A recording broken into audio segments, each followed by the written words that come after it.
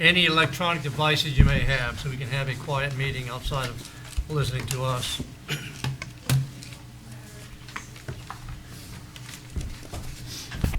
Good to see so many people in the audience. We'd love to have company on a Monday evening.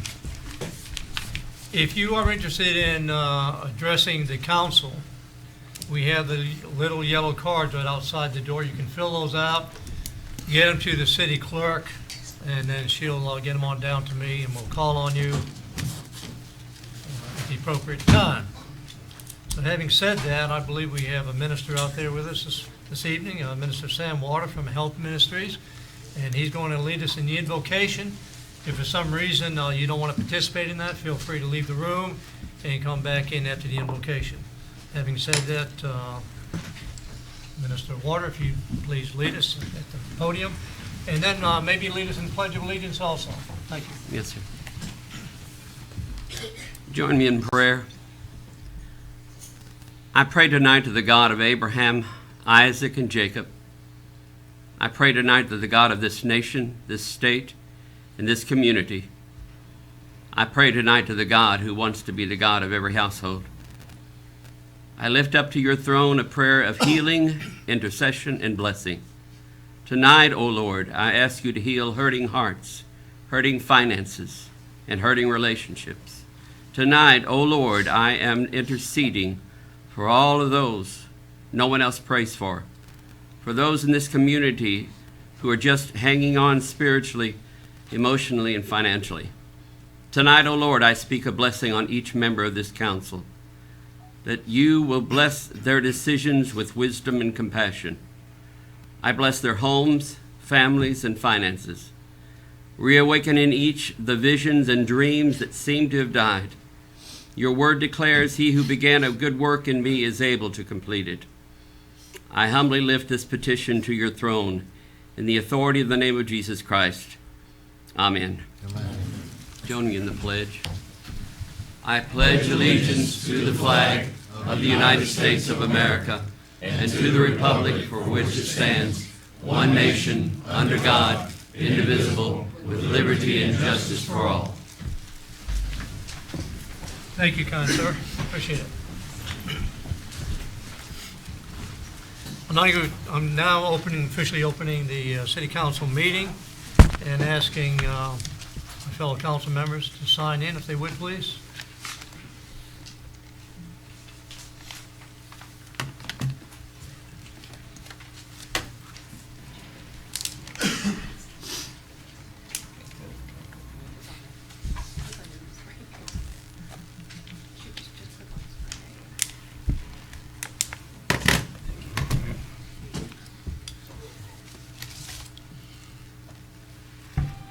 All right, we're all really here. So all the council members here, as well as our distinguished city mayor, Mayor Cadle, distinguished city clerk, city attorney, and all our very important department heads over there on the left-hand side. One thing that we're going to change, this is a new year for us. Happy New Year to us, right? At the beginning of April, we always install a new president or keep an old one. And we have meeting procedures that call upon us to do a motion, second, discussion, and vote on every single thing that we do. But the meeting procedures also say that if it's not in the meeting procedures in black and white, you can use Robert's Rules of Order. And so we're going to start using that this evening.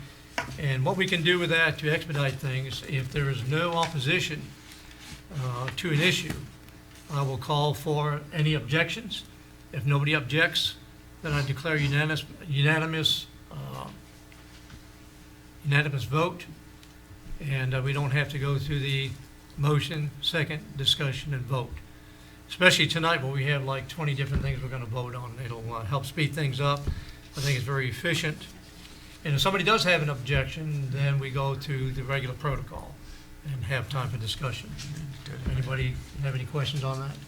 Okay, pretty simple. All right, so having said that, first thing we're going to do is to approve the agenda. So does anybody have any objections to the agenda for tonight? No objections, see no objections. We have unanimous approval. So we used that new procedure already. See how easy that was?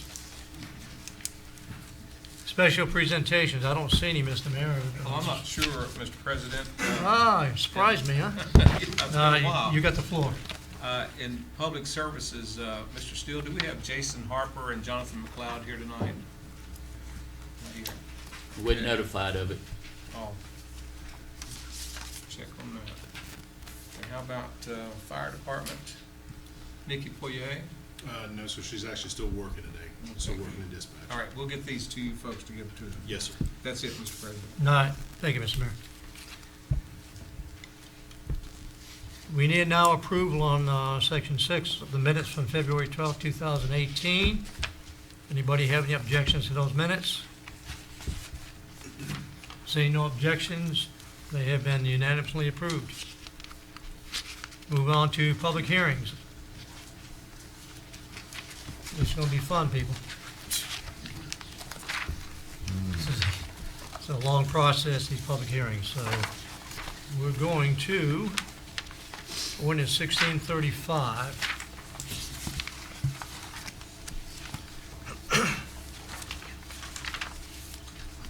Pursuant to Article 4, Chapter 102 of the City Code and Florida statutes, I now declare the public hearing open to receive oral and written comments into the official record concerning the consideration of adoption of Comprehensive Plan Amendment 18S1. The adoption of the amendment will be accomplished by the adoption of Ordinance 1635. For the record, the council asks that all speakers identify themselves by name and address. We also ask that speakers confine their oral remarks to the time allocated when recognized by the chair. Written comments received by the staff shall be presented to the council and excerpts listed in the official minutes. The growth management staff and the city's consultant, Mr. Jack Dorman of J.E. Dorman and Associates, will speak on behalf of the city. I now call upon the city clerk to recite for the record legal notice data provided to the public concerning this public hearing.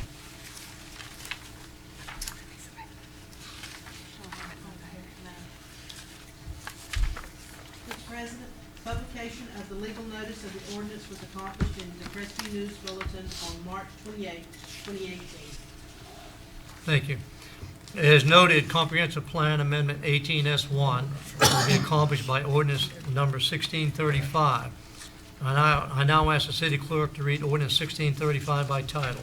Thank you, Mr. President. Ordinance number 1635 reads by title. An ordinance of the City of Crestview, Florida, amending its adopted comprehensive plan, providing for authority, providing for findings of fact, providing for purpose, providing for changing the future land use designation from median density residential future land use category to commercial future land use category on approximately 0.63 acres more or less in Section 4, Township 3 North, Range 23 West, providing for future land use map amendment, and providing for an effective date. This is the second reading of ordinance number 1635. I now call for presentation of staff reports and comments, if any, whether written or verbal.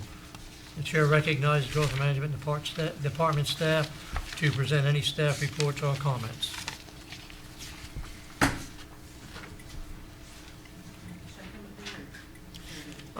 You can read from there. It's fine. Yes. Mr. President, this is the 0.63 acres of developed property that's located at 416 Garden Street. This comp plan amendment and subsequent rezoning action are the first steps towards allowing the conversion of an existing residential structure into an approved commercial building. The property owner is a local businessman and will utilize this as office space. The ordinance will change the use of the land, and the following ordinance 1636 will implement the zoning regulations on the property. The physical remodeling and the renovation of the building, together with the associated parking, landscaping, and stormwater management, will follow the usual development review process through the Growth Management Department. The written comments were received by the public and were entered in part of the record at our last meeting. There are no verbal communications. The staff, technical review committee, and local planning agency recommend approval of the small-scale plan amendment. The chair now recognizes the consultant to provide input regarding plan amendment number 18S1. Thank you, Mr. Chairman and Mr. President, and good evening. Good evening.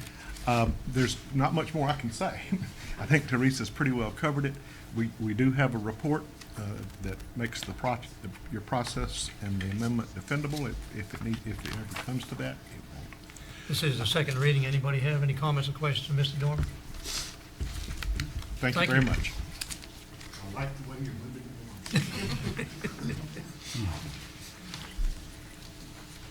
Is there anyone in the audience who wishes to speak for or against ordinance 1635? Anyone in the audience who wishes to speak for or against ordinance 1635? Seeing none, I close the public input for this portion of the public hearing, except for direct questions by members of the council. At this time, I will close. I just said that. Council members, do you have any comments and questions?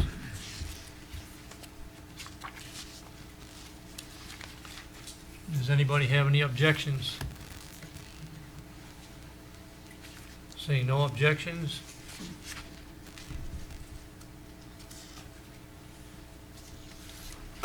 Ordinance 1635 is approved by unanimous consent.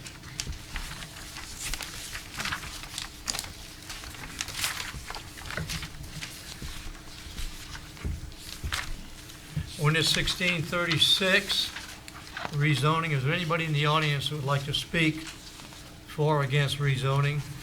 The ordinance rezoning, ordinance 1636. Anybody in the audience would like to speak for or against? Then I believe we can waive that requirement and move on to the reading of the ordinance by the city clerk. Thank you, Mr. President. Ordinance number 1636 reads by title. An ordinance of the City of Crestview, Florida, providing for the rezoning of 0.63 acres more or less of real property located in Section 4, Township 3 North, Range 23 West, from single-family dwelling district zoning R1A to commercial district C1, providing for authority, providing for the updating of the Crestview zoning map, providing for severability, and providing for an effective date. This is the second reading of ordinance 1636.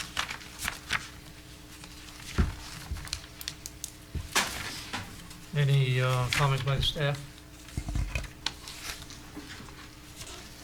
Gentlemen, as we said, the 1636 will implement zoning regulations on the property described in the Plume Amendment 18S1. And I'll be able to answer any questions. Any comments, questions? Any objections? No objections, seeing no objections. Ordinance 1636 is approved by unanimous consent. Moving on to ordinance 1637. Bear with us just a minute, please.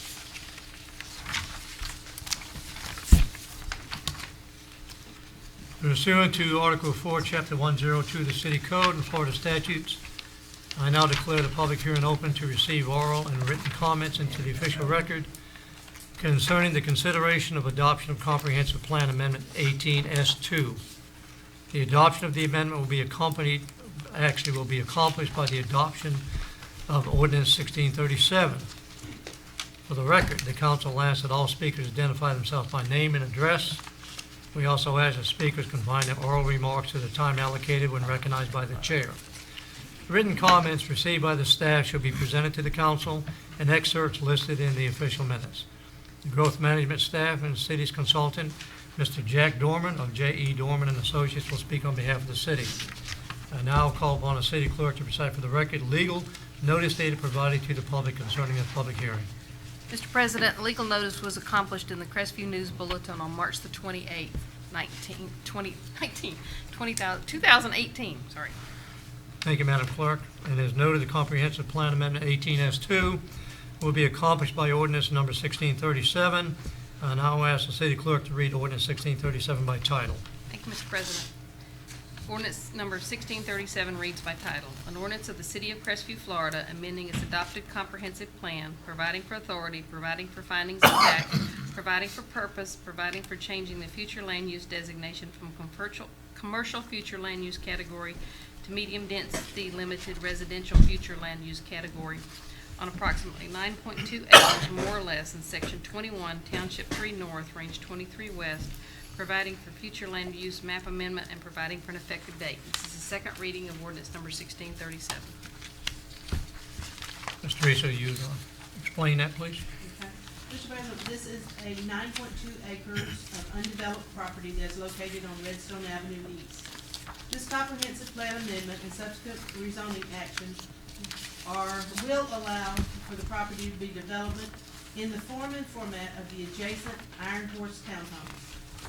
The ordinance will change the use of the land, and the following ordinance, 1636, will implement the zoning regulations, and that should be 1638. Right. 1638 will implement the zoning regulations on the property. The physical development of the site, together with the associated parking, landscaping, stormwater, will follow the usual development process through growth management plan. There were no written or verbal comments received from the public.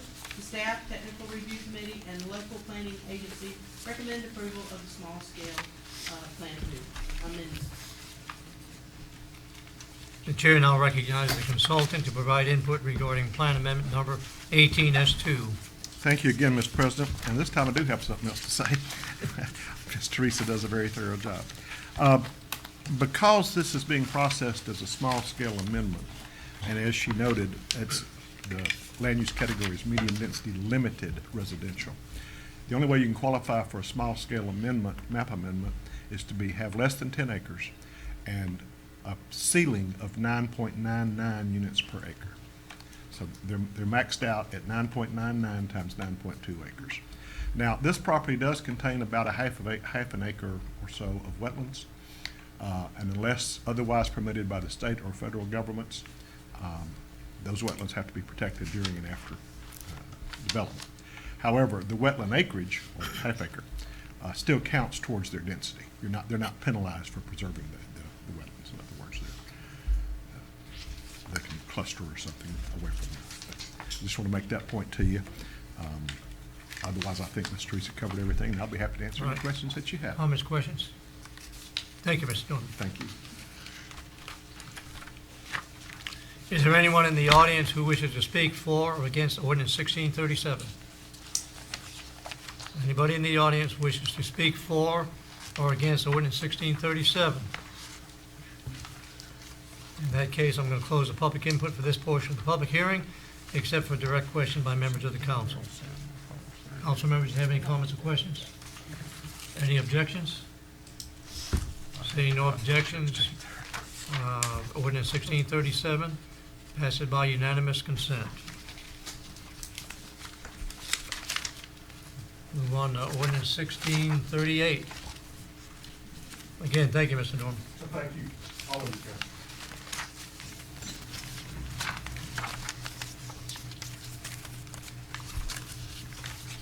Ordinance 1638.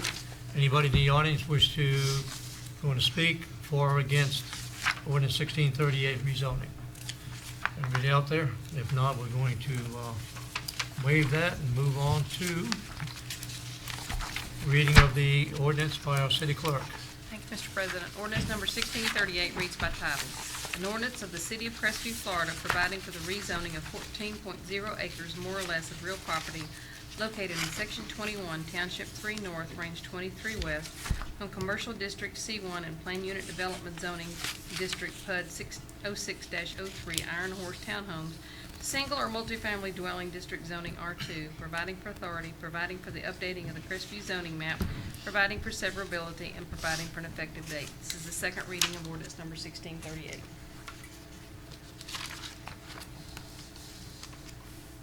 Anything to add there, Ms. Teresa?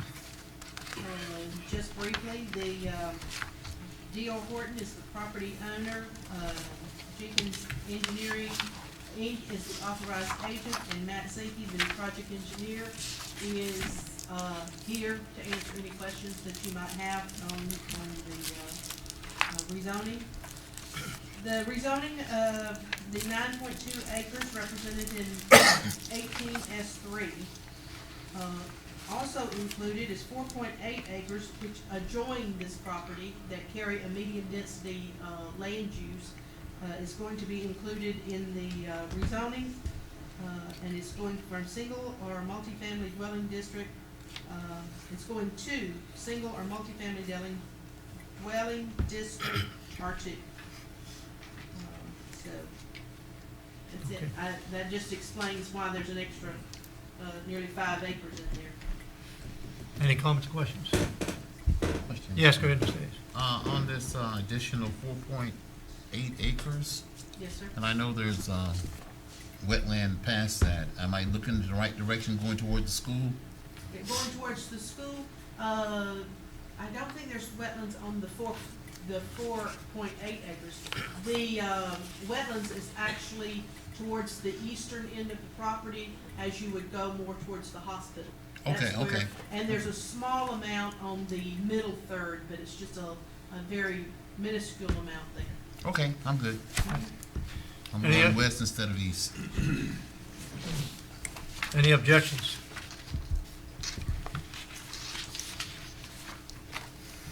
Am I on 1638? 1638, right.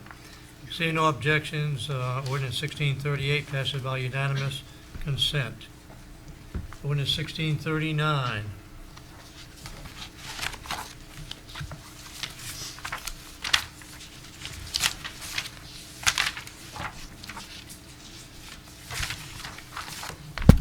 Clerk, could I call on you to read ordinance number 1639, please? Yes, sir. Ordinance number 1639 reads by title. An ordinance of annexing to the city of Crestview, Florida, 100 plus or minus acres of contiguous lands located in Section 30, Township 3 North, Range 23 West, and being described as set forth herein, providing for authority, providing for land description, providing for boundary, providing for land use and zoning designation, providing for amendment to the base land use and zoning maps, providing for a comprehensive plan amendment, provided for filing with the clerk of the Circuit Court of Okaloosa County, the chief administrative officer of Okaloosa County, and the Florida Department of State, providing for repeal of conflicting ordinances, providing for severability, and providing for an effective date. This is the second reading of ordinance number 1639.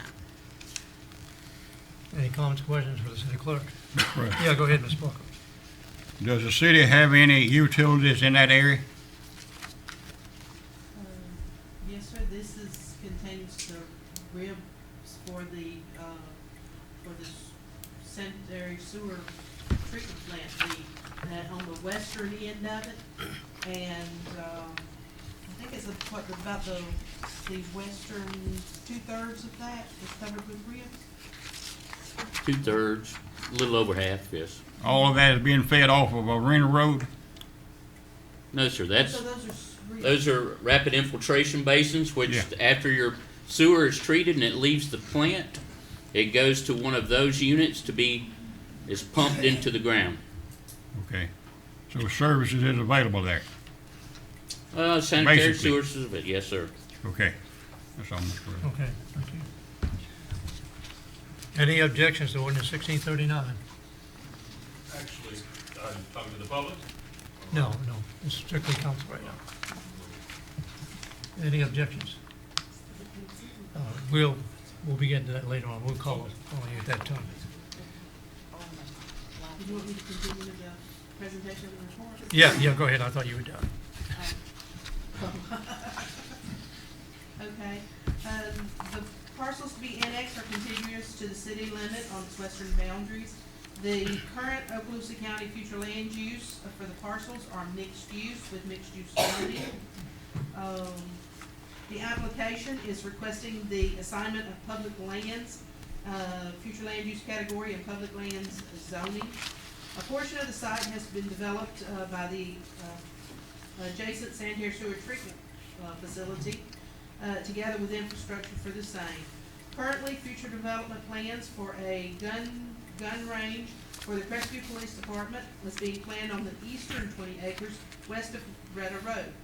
The facility shall be served with City of Crestview utilities, potable water, sanitary sewer, and garbage services. Now, even though this applies, appears in Zone X of your 500-year floodplain, wetlands, are actually located on that, most eastern 20 acres.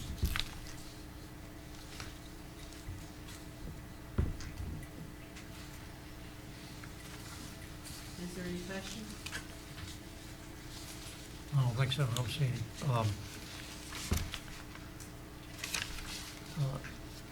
Would you approach the council, please, because we're gonna vote on this.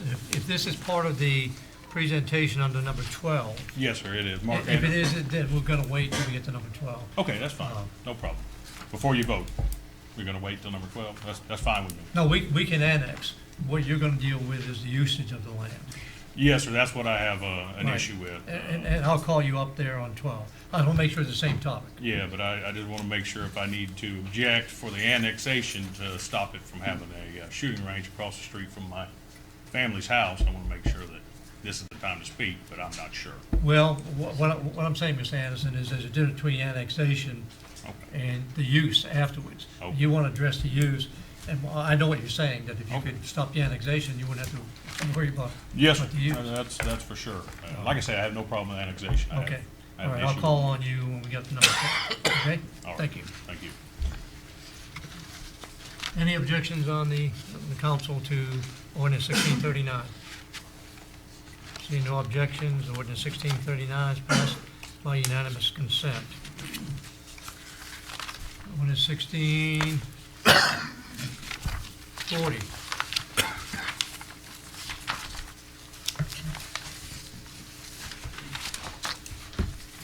Madam Clerk, if you would read ordinance 1640, I'd much appreciate it. Yes, sir. Ordinance number 1640 reads by title. An ordinance annexing to the city of Crestview, Florida, 2.7 plus or minus acres of contiguous lands located in Section 4, Township 3 North, Range 23 West, and being described as set forth herein, providing for authority, providing for land description, providing for boundary, providing for land use and zoning designation, providing for an amendment to the base land use and zoning maps, providing for a comprehensive plan amendment, providing for filing with the Clerk of Circuit Court of Okaloosa County, the Chief Administrative Officer of Okaloosa County, and the Florida Department of State, providing for repeal of conflicting ordinances, and providing for severability, and providing for an effective date. This is the second reading of ordinance number 1640.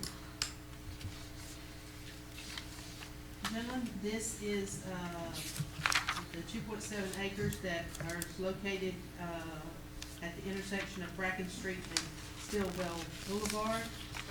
It is contiguous to the city limits on its western boundary. It's being adjacent to and is actually developed as part of the Spanish Trail Park. It's utilized as a grass parking area and a stormwater retention pond for the park. The current Okaloosa County future land use category is low-density residential, and it carries an R1 zoning. The application is requesting for public lands, future land use, and public land zoning, which will be compliant with the remainder of the park. Currently, there's no plans exist to further develop the site. Like I say, it is developed as part of the adjacent Spanish Trail Park. So unless they want to improve the parking, there's little that can be done for that particular piece. It does lie within its flood zone X. Comments, questions? Any objections? Seeing no objections, ordinance 1640 is passed by unanimous consent. I just want to make a remark here because I don't want you to think that we're not paying attention to all these ordinances. This is the second reading. So we have been through all these. We had our briefings and taken public input before. This is the second public hearing. So it's not that we're disinterested in what's going on and we're just not objecting. We're familiar with all these. It's the second time around. I want to explain that so you realize that. We're going to move on to another ordinance we've seen before, 1641.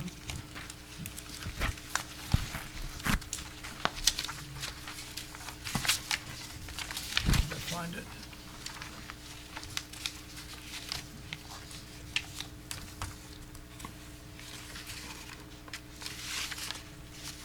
Ah. 17. Too many pages. Madam Clerk, if you would please read ordinance 1641. Thank you, Mr. President. Ordinance number 1641 reads by title. An ordinance annexing to the city of Crestview, Florida, .50 plus or minus acres of contiguous lands located in Section 20, Township 3 North, Range 23 West, and being described as set forth herein, providing for authority, providing for land description, providing for boundary, providing for land use and zoning designation, providing for amendment to the base land use and zoning maps, providing for a comprehensive plan amendment, provided for filing with the Clerk of Circuit Court of Okaloosa County, the Chief Administrative Officer of Okaloosa County, and the Florida Department of State, providing for repeal of conflicting ordinances, providing for severability, and providing for an effective date. This is the second reading of ordinance 1641. Kayla, you're on. Gentlemen, this half acre is Armando and Virginia Bourbon. And according to their municipal services agreement, they are allowed to annex this property. It's located on Dugan Avenue across from Kevinport. It has just had a new modular home constructed on it, so we welcome them to the city.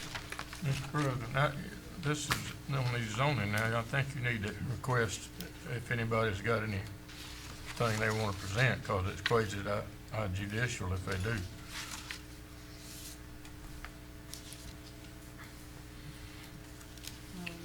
This is just annexation. This is an annexation. Oh, it's an annexation. Mhm. So it's rezoning. No. Okay. No, sir. Well, when you get on the rezoning, you have to see if there's anybody that wants to. This annexation. Any comments, questions? Any objections? Seeing no objections, ordinance 1641 is approved by unanimous consent.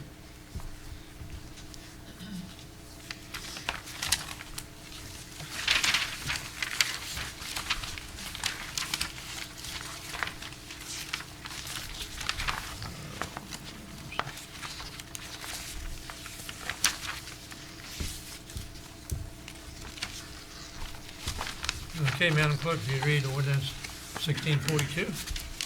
Mr. President, ordinance number 1642 reads by title. An ordinance annexing to the city of Crestview, Florida, 53.3 acres, more or less, of contiguous lands located in sections 35 and 36, Township 3 North, Range 23 West, and being described as set forth herein, providing for authority, providing for land description, providing for boundary, providing for land use and zoning designation, providing for amendment to the base land use and zoning maps, providing for a comprehensive plan amendment, providing for filing with the Clerk of Circuit Court of Okaloosa County, the Chief Administrative Officer of Okaloosa County, and the Florida Department of State, providing for repeal of conflicting ordinances, providing for severability, and providing for an effective date. This is the second reading of ordinance 1642. Kayla, you're on. This is property belonging to Thomas Lewis Young Revocable Trust. It's located on Garrett Pit Road. The property owners plan to develop into single-family residential home subdivision to be known as Cherry Grove. The property is contiguous to the corporate limits of the city and therefore is eligible to be considered for annexation. The discussions with Public Services show that water and sanitary sewer is available and sufficient to meet the demands of the new development. And the demand for affordable single-family homes is on the rise in Crestview. And phase 1 of Cherry Brook development will be able to provide approximately 100 new homes over the next few years. Comments, questions? Mr. President, Yes, go ahead, Ms. Plucker. I'd like to ask Mr. Steele, is the available service, will it handle 100 homes? Yes, sir. Okay. The service is not at the location of the property, That's what I but the understand. developer will make it and make the connection to the closest city utility, which is at the intersection of Garrett Pit Road and Antioch Road. Right. Thank you. Yes, sir. Any objections to ordinance 1642? Seeing no objections, ordinance 1642 is approved by unanimous consent.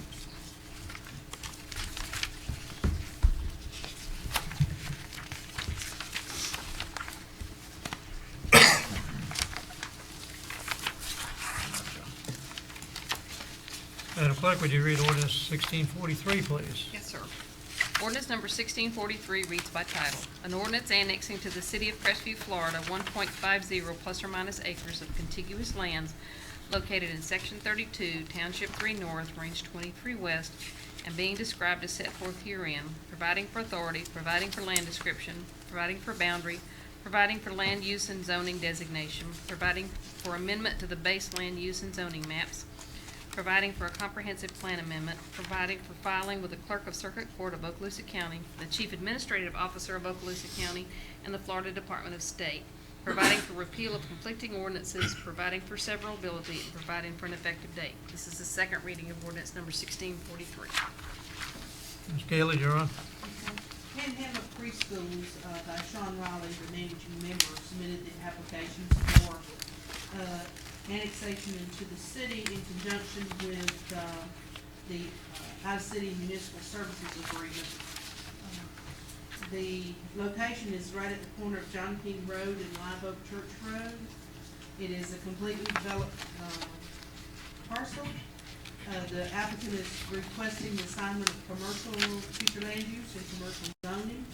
And, it's fully developed with nearly a 9,000 square foot facilities for daycare services, and together with the parking and infrastructure for same. Currently occupied and doing business as Child Care Network Daycare. The facility is serviced by City of Crestview Utilities, potable water, sanitary sewer, and garbage services. It lies within flood zone limits. Comments, questions? Any objections? Seeing no objections, ordinance 1643 is passed by unanimous consent.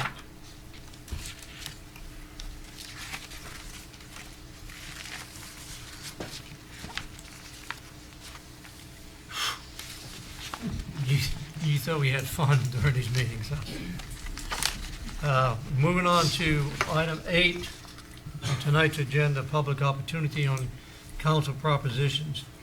Madam Clerk, you have, is that for This is general comments? Okay. If there's anybody in the audience that wants to discuss an item we have on the agenda tonight, this would be the time to come up and speak, unless you're already scheduled on the agenda like you are, Ms. Davis. Anybody else in the audience like to speak to the city council on any agenda items? Seeing none, we move on to item 9, consent agenda. Anybody have any objections to the consent agenda? Anybody have any objections? Yes, yes. Mr. Cox.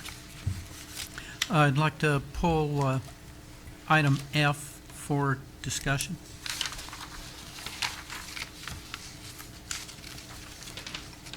Okay, item F for discussion. Any other comments? Okay, could I have, since we're going to pull that one off, can I have a motion on this to approve the other consent agendas? So moved. Second, Mr. President. Second, we have a motion and a second to approve the consent agenda with the exception of item F. Any discussion? Please vote.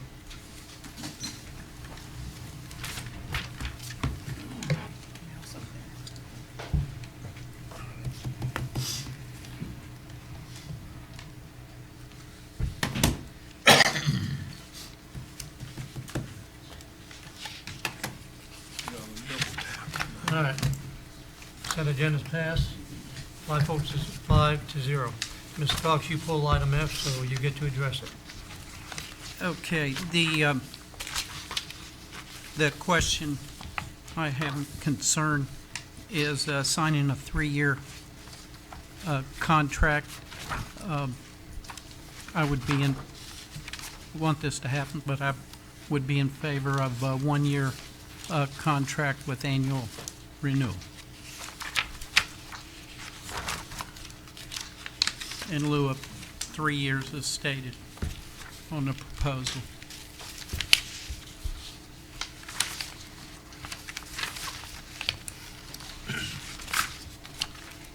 Anybody else have any comments, questions on item F? Mr. President. Yes, go ahead, Mr. Hayes. I read that and saw about the 3 years also, but I have a different view of that and what Mr. Cox is talking about. To give somebody ample time to get something done, you can't expect it to be done overnight. we're looking at a major task of renovating really whole Crestview for the betterment of our citizens. And it didn't take us a year to get into this situation. And in my opinion, it's not going to take us a year to get out of that. So to be fair with somebody that we would be looking to hire, we should be able to give them a sufficient time frame. You're putting a lot of limitations on somebody to get something done in a year that we've accumulated over numerous years. And you get the results that you put in for. A year is not sufficient time for the people, for the corporation that we're looking to help Crestview to get things that need to be done. So that's why I oppose a 1-year contract and in favor of a 3-year contract. Comments or questions? Mr. President, Yeah, go ahead, Ms. Blanker. from what the task has been set forth here, that I'm sure, and we have in our contract, they're our client, and if performance is not satisfactory, we can terminate them at any time anyhow. But I'm in favor of giving them ample time to turn this city around. What I would like to do is call on a representative from Next Site, and maybe give us a little insight as to why you would need 3 years instead of 1 year. Please identify yourself. Chuck Branch, Birmingham, Alabama. Gentlemen, good evening, and Mrs. Roy. Question? Yeah, what I'd like you to address is why you feel the need, you need 3 years instead of the 1 year that Mr. Cox has suggested. I don't know that we necessarily need 3 years to be successful. Conversations with the mayor, we've already introduced a couple of developers to the market to sort of show our worth and value to the community. I do agree with Mr. Hayes that having a limited 1-year time frame does not allow us to do our job sufficiently.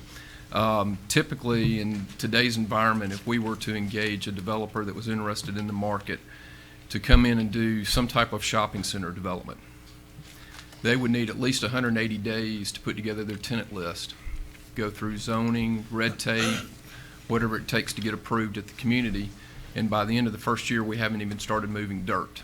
So our focus for the community is going to be on what we consider low-hanging fruit, restaurant opportunities that typically move a little bit quicker, some small multi-tenant, but from a major development standpoint or redevelopment standpoint, it's typically going to take more than a year. And if we get past that first year and we've got a project in place or multiple projects, and all of a sudden I get requests from the developer for additional market analysis, and I have to tell him, well, I'm no longer working for the community, they only gave me a year, then everybody's hands are tied.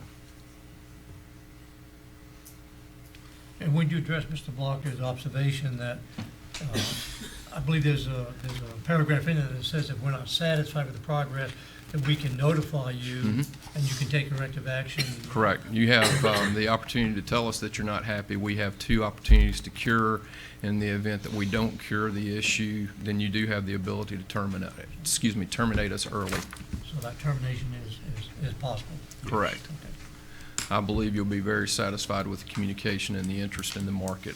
Anybody else have any questions for Mr. Branch while he's up here? Go ahead, Mr. Fairclough. I'm just wondering, I know what it's going to cost us for a 3-year contract. I'm wondering what it would cost us if we don't have a contract. Because we're certainly not schooled enough to go out and bring businesses here. And that's what we hire you to do. And if we get rid of you, then we're just going to be stagnant. I don't disagree. If I can get you and Mr. Hayes to go with me to every council meeting, I'll be in good shape. Again, we've already had interest in the market prior to being engaged. We are headed to Las Vegas to the largest retail commercial conference of the year in the middle of May. So we'll have an opportunity to meet with several hundred developers, tenant reps, and retailers. I think while we may not see a new retailer or a new restaurant in the market, say in the next 3 or 4 months, those conversations are going to be begun and we will see activity. You have the floor, sir. Well, I think sometimes our citizens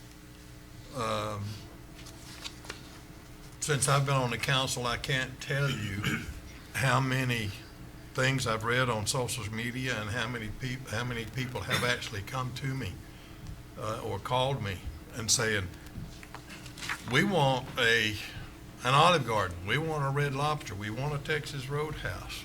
You know, well, I do too. I live here too. But I don't have the know-how.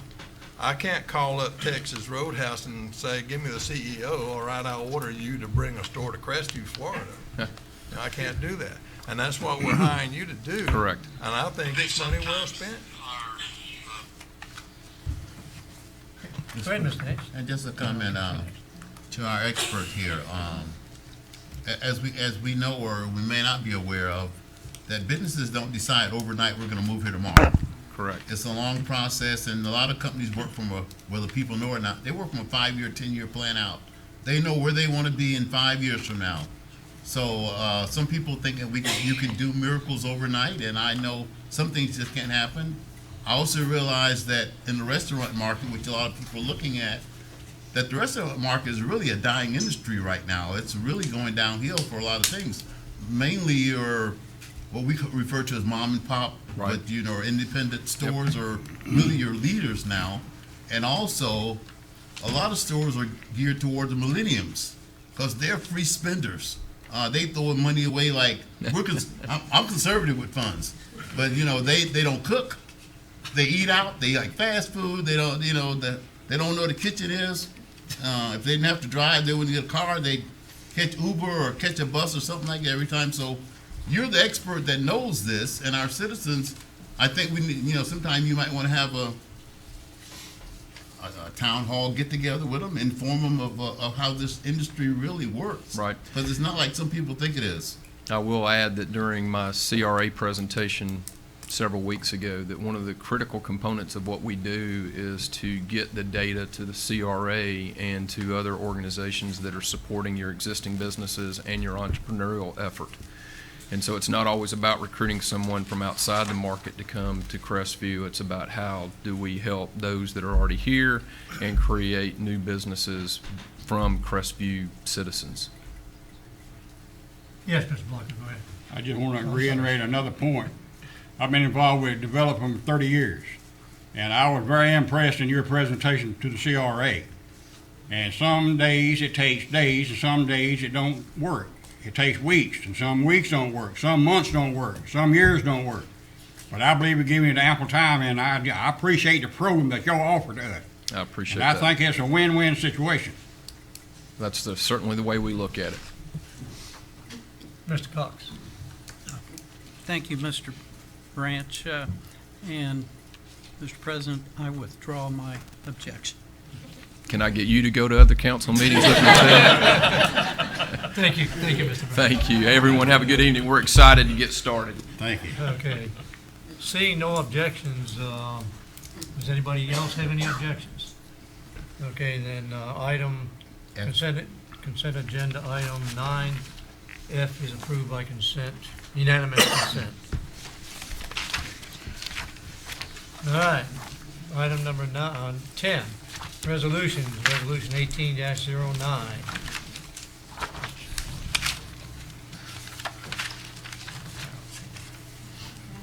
You're on the hot seat. Read it first. No, okay, Madam Clerk, you're on the hot seat. Somebody's on the hot seat. Somebody. Resolution 1809 reads by title. A resolution of the City of Crestview to approve and enter into the interlocal agreement between Okaloosa County, the CRA, and the City of Crestview. And then this is the city council's version of the ordinance 1801, where we added the additional verbiage of ex officio member. It's the interlocal agreement between Okaloosa County, Crestview Community Redevelopment, and the City of Crestview relating to the operation of the CRA to allow for an additional ex officio non-voting member to the CRA board, who is an Okaloosa County board commission. The CRA board approved Right, but did you, We have to think back on the passage, or were you going to bring do you want the resolutions brought back to you with the ex officio, non-voting? You would read it first. that's what I thought I heard you say, but I don't see it in the. It's not in 1809, 1801 and 1809, CRA and 1801 was both prepared by, the attorney. So both of them lack that ex officio, member. However, your ordinance that changes your code includes it. Right. I think we still would like it in here. Okay. Don't you agree? Is it approval, pending addition of that, such as she put in the Yeah, CRA? oh, yeah. Okay. And we'll approve it if you, well, I think we'll approve it if you put that language in. Okay, I think on this one, since we President, want to make comment, sure we please. have an amendment, I'm going to take a, action here. Someone can make a motion. Mr. Hayes asked us for his vote. Yeah, I'll make a motion. Mr. President, I'd like to make a motion that we approve, resolution. 1809. 1809 with, additional, corrections that we've, mentioned and prior to, be added to that. Second. Got a motion second to approve resolution 18-09 with the verbiage we want changing there about the ex officio non-voting member. Okay? Any discussion? Mr. President, Yes, go ahead, Mr. Hayes. just for the public's information of what we are voting on here, besides the memorandum with the county, and where we looking to be added to verbiage for the ex officio member of the county, stress that when we came to our meeting and we came to an agreement on that, and one thing that we made sure that, which some of our citizens had some complaints with, that this person that's represented from the county is not a voting member. They're on there to assist or give input or give, whatever things that we might glean from them. But this person will not be a voting member if we approve this, and if we become unsatisfied with them for lack of or non-performance of what their requirements are, then we can ask that they be replaced by somebody else from the county, so that the public will know. Thank you. Any other discussion? Please vote.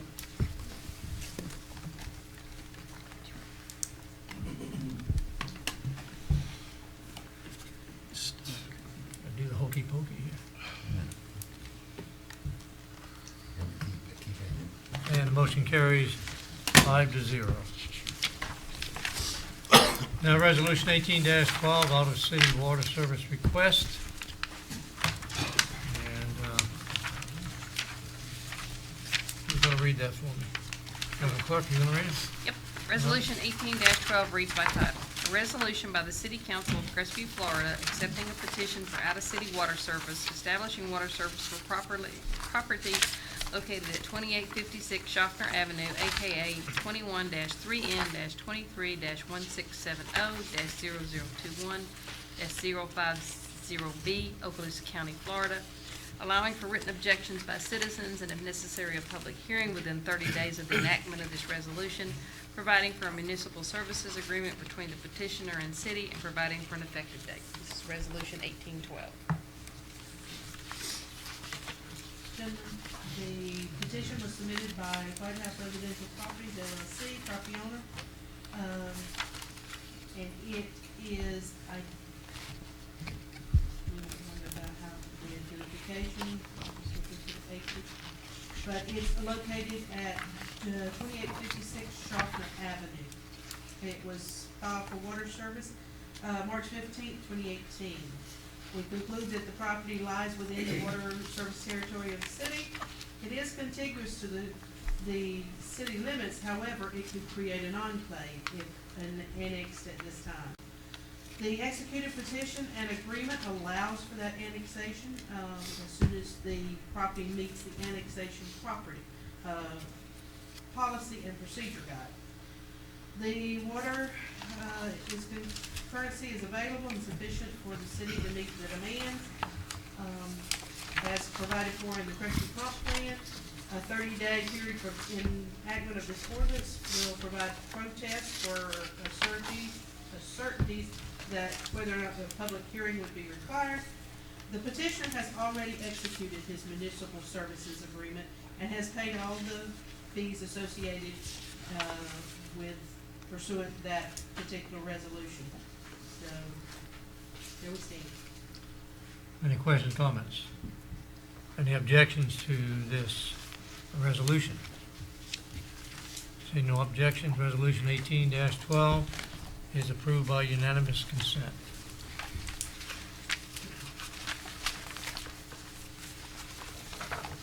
Number 11, we have no committee reports tonight. Item 12, scheduled presentation from the public. Item 12A, request for fee waiver from Careers Board Veterans Job Fair.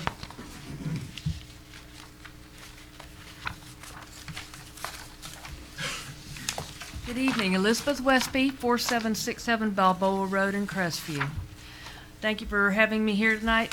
What I'd like to talk to you about is the scheduled job fair. It's a Veterans Expo and Job Fair.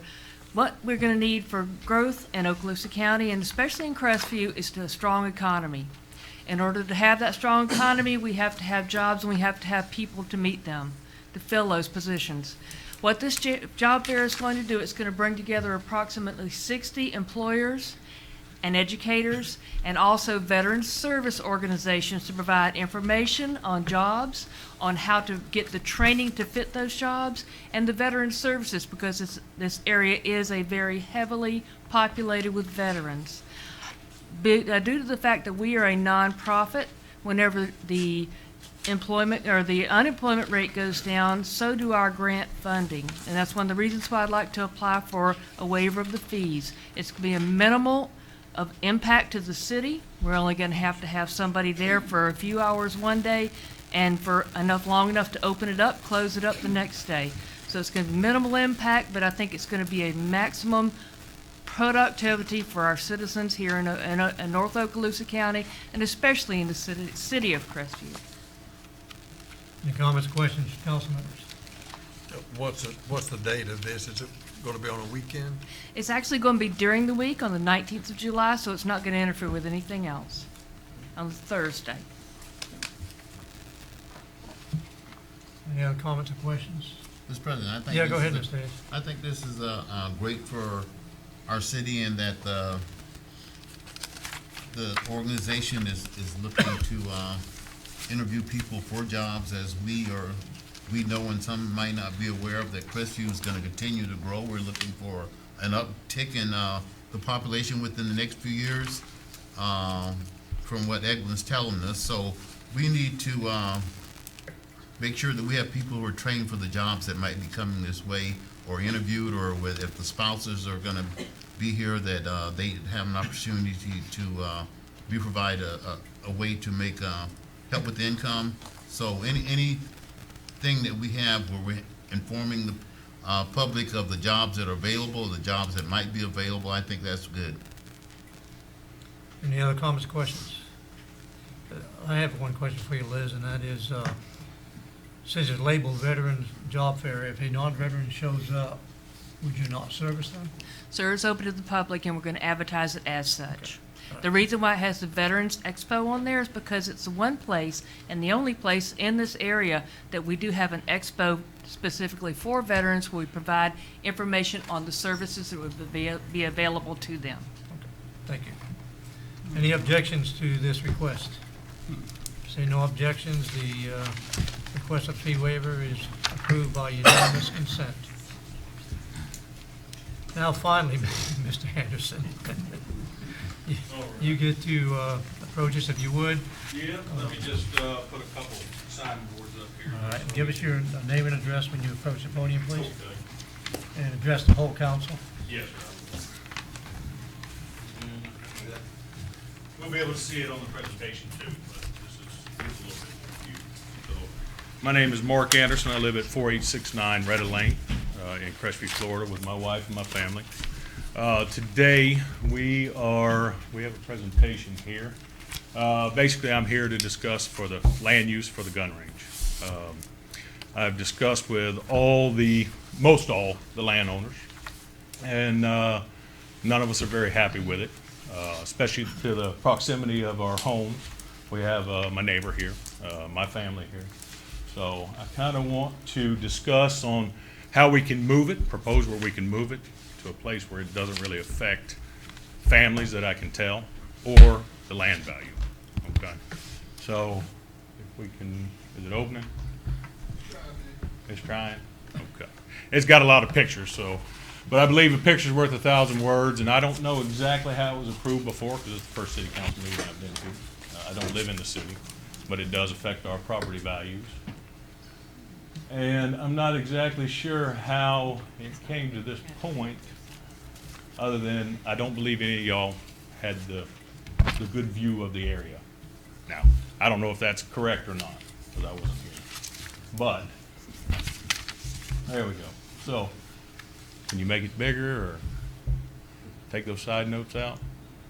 So basically what we have is, today, this is an actual picture that you see that the land's been cleared for the shooting range. Okay? And now you can see the proximity in the top corner here, and I hope y'all can see this, but that's our manufactured home with 2.5 acres, and my neighbor's home, Danny and Lisa Rhodes, with 4 acres right there. So this is the proposed area for the shooting range, and it's already been started to be cleared, plus stakes have been put out. Entrance, canine area. I discussed with a few gentlemen, and I believe they're here, exactly what the proposal was, how they were doing it. And basically what we found out is there's going to be a SWAT training area there proposed, canine training area, shooting range, rifle, gun, pistol is what I understand. So if you can scroll to that next one, there's a few points I just kind of want to discuss. And basically what we want to do is we want to propose to move it to a future area or a different area. So these are a few of our residents' concerns, and I have quite a few people in the surrounding area that I'll show you later on in the presentation, their names and who, I think they've talked to you, Mr. Mayor. Several have called. So first of all, safety concern for my family, my neighbor's family. Our property values are definitely going to go down as soon as the shooting range goes in right next door. Okay. Noise levels of the training site, so the impact of the rifle, shotguns, the impact of the pistols, the K9 training, also is going to lead to a little bit lower quality of life of the adjacent neighbors. We have 2 grandchildren. One of them's here with me today, and she will be moving into that manufactured house right across the road. Also, for the other points here, we just have a proposal where we want to put it to, and then also I'd like to discuss a few points about communication and why, you know, the people living right next door haven't heard anything. Nobody came out and discussed. Takes a few minutes. We do this all the time. I work in the oil field. I'm a site manager where I'm at. I talk to the community all the time. And I'm really disheartened a little bit that it's come to this point. But let's move forward. So that's the picture's worth 1,000 words. You can see how close it is. Okay? Go ahead, Skylar. This is an overview of the annexation, the property. In the red there is the 20 acres that's currently been cleared. And you can see in this corner there is already a house and a manufactured home. Plus my mother has a manufactured home just back, and I live in Miss Godwin's old place over there at Retta Lane. Okay? And I'm sure if she was here, she would be right here giving a speech. So if you can click down for me. So this is what I think you've seen, and it doesn't really give the good view when it was originally approved. It's a plot map. It doesn't show anybody's house. It doesn't show anything other than the plot for the annexation. So those are current residents. One of them's a future, which is my son. He's in the my stepson. Was in the military for 7 years. He was security forces. 2 tours to Afghanistan, and they will be living right here. My neighbor Danny, who's here with us today, him and his wife are both in the military, retired. They're directly across the street, okay, from the impact. So if you go ahead and go down one more for me, Skylar. This is another proximity. I have a lot of pictures, but I'll try and make it brief. Go ahead. Okay, it's 121 steps to Danny's front door from the K9 stake. Okay. From my granddaughter's window, when they move in, it's 59 steps to the SWAT area. So I walked this room earlier. One full round around this room by my steps is 56. Okay? Add a few more, that's where the shooting's going to be. Okay? You go twice around this room, 2 times, that's my neighbor's front door. Okay? We're impacted too, and I'll come to it. We're a little bit further away. My mother's place is just north, right behind Danny's, just down that road right there. She has a manufactured home back there. She doesn't live there currently, but she comes back on the weekends and throughout the week or whenever she wants to. It's her property. Okay? So this is just to prove that I measured it. And I wasn't lying to you. Come on down one more. This is another proof that I measured it the other day. Okay? And then you'll see this next one if you click for me, Skylar. These are all the houses in that area that could be affected today, current. Okay, my house is down there in that bottom corner. If you can go back. Bottom corner right here, Miss Godwin's old place. We have the ponds. This one on the bottom left is my mother's, and then we own the 2.5, this manufactured home right here, and then our neighbors, Danny and Lisa, own this home. All right, Skylar, come on down. So that's my mother's location. Now that's taken from her property line, shooting back to where it's already been cleared for the shooting range. Okay, and that's her manufactured home. Go ahead, Scott. Now this is taken from my barn. You can see it right here on the left-hand corner. And I had a drone of my friends. We took a picture, and you can see where it's been cleared up there in that top corner of that right picture right there. And that's up, I forgot how many feet. So it impacts us directly, okay, as far as our quality of life, for sure. All right. Now this is just some pictures of what's currently happened so far. That first top corner, that's the entrance. That stake, that flag says entrance on it. And that's my neighbor's house right directly across the street. This one here, off to the top top right hand, is the K9 training area. And I spoke to the gentleman, real nice gentleman that was putting it out there the other day. So this is a K9 stake. You can't see it right here, but it says K9 if you zoom in, and then that's the location right in front of the house of Danny and Lisa. Okay? Go ahead, Scott. And then this is all the property owners. So everybody I've discussed with in blue. Okay? Mr. Morgan, he can't be here tonight. He asked me to speak on his behalf. Miss Prescott, Miss Mabel Prescott up in that top corner, she asked me to speak on her behalf. Miss Betros asked me to speak on her behalf. She lives in Satsuma, Alabama, and her husband recently is deceased. Who else we got here? There is a Mr. Cook. I spoke to him, and he told me he was going to call the mayor's office. So I'm not speaking for him because I didn't say I'd speak for him, but he's well aware of what's happening. Okay? And there's another gentleman in here, Mr. Bowman, Mr. Philip Bowman. I'm sure y'all know him. I haven't talked to him lately, so but he has come to my house, sit on the front porch, and discussed his 30 acres there, what his future plans were, and if I liked them or not. I'm not going to say I liked all of them, but he had some good information. We sat around and talked. But basically, that shooting range is too close for all of us, for our family, for our neighbors, for our property value. Now, I see right over here, if you can see on the left, bottom left, that's where we propose to put it out there. It's already a cleared spray field close to Mr. Ray's property that's soon, I'm sure one day, going to be Raspberry Road. I don't think he has an objection, but I couldn't get him on the phone.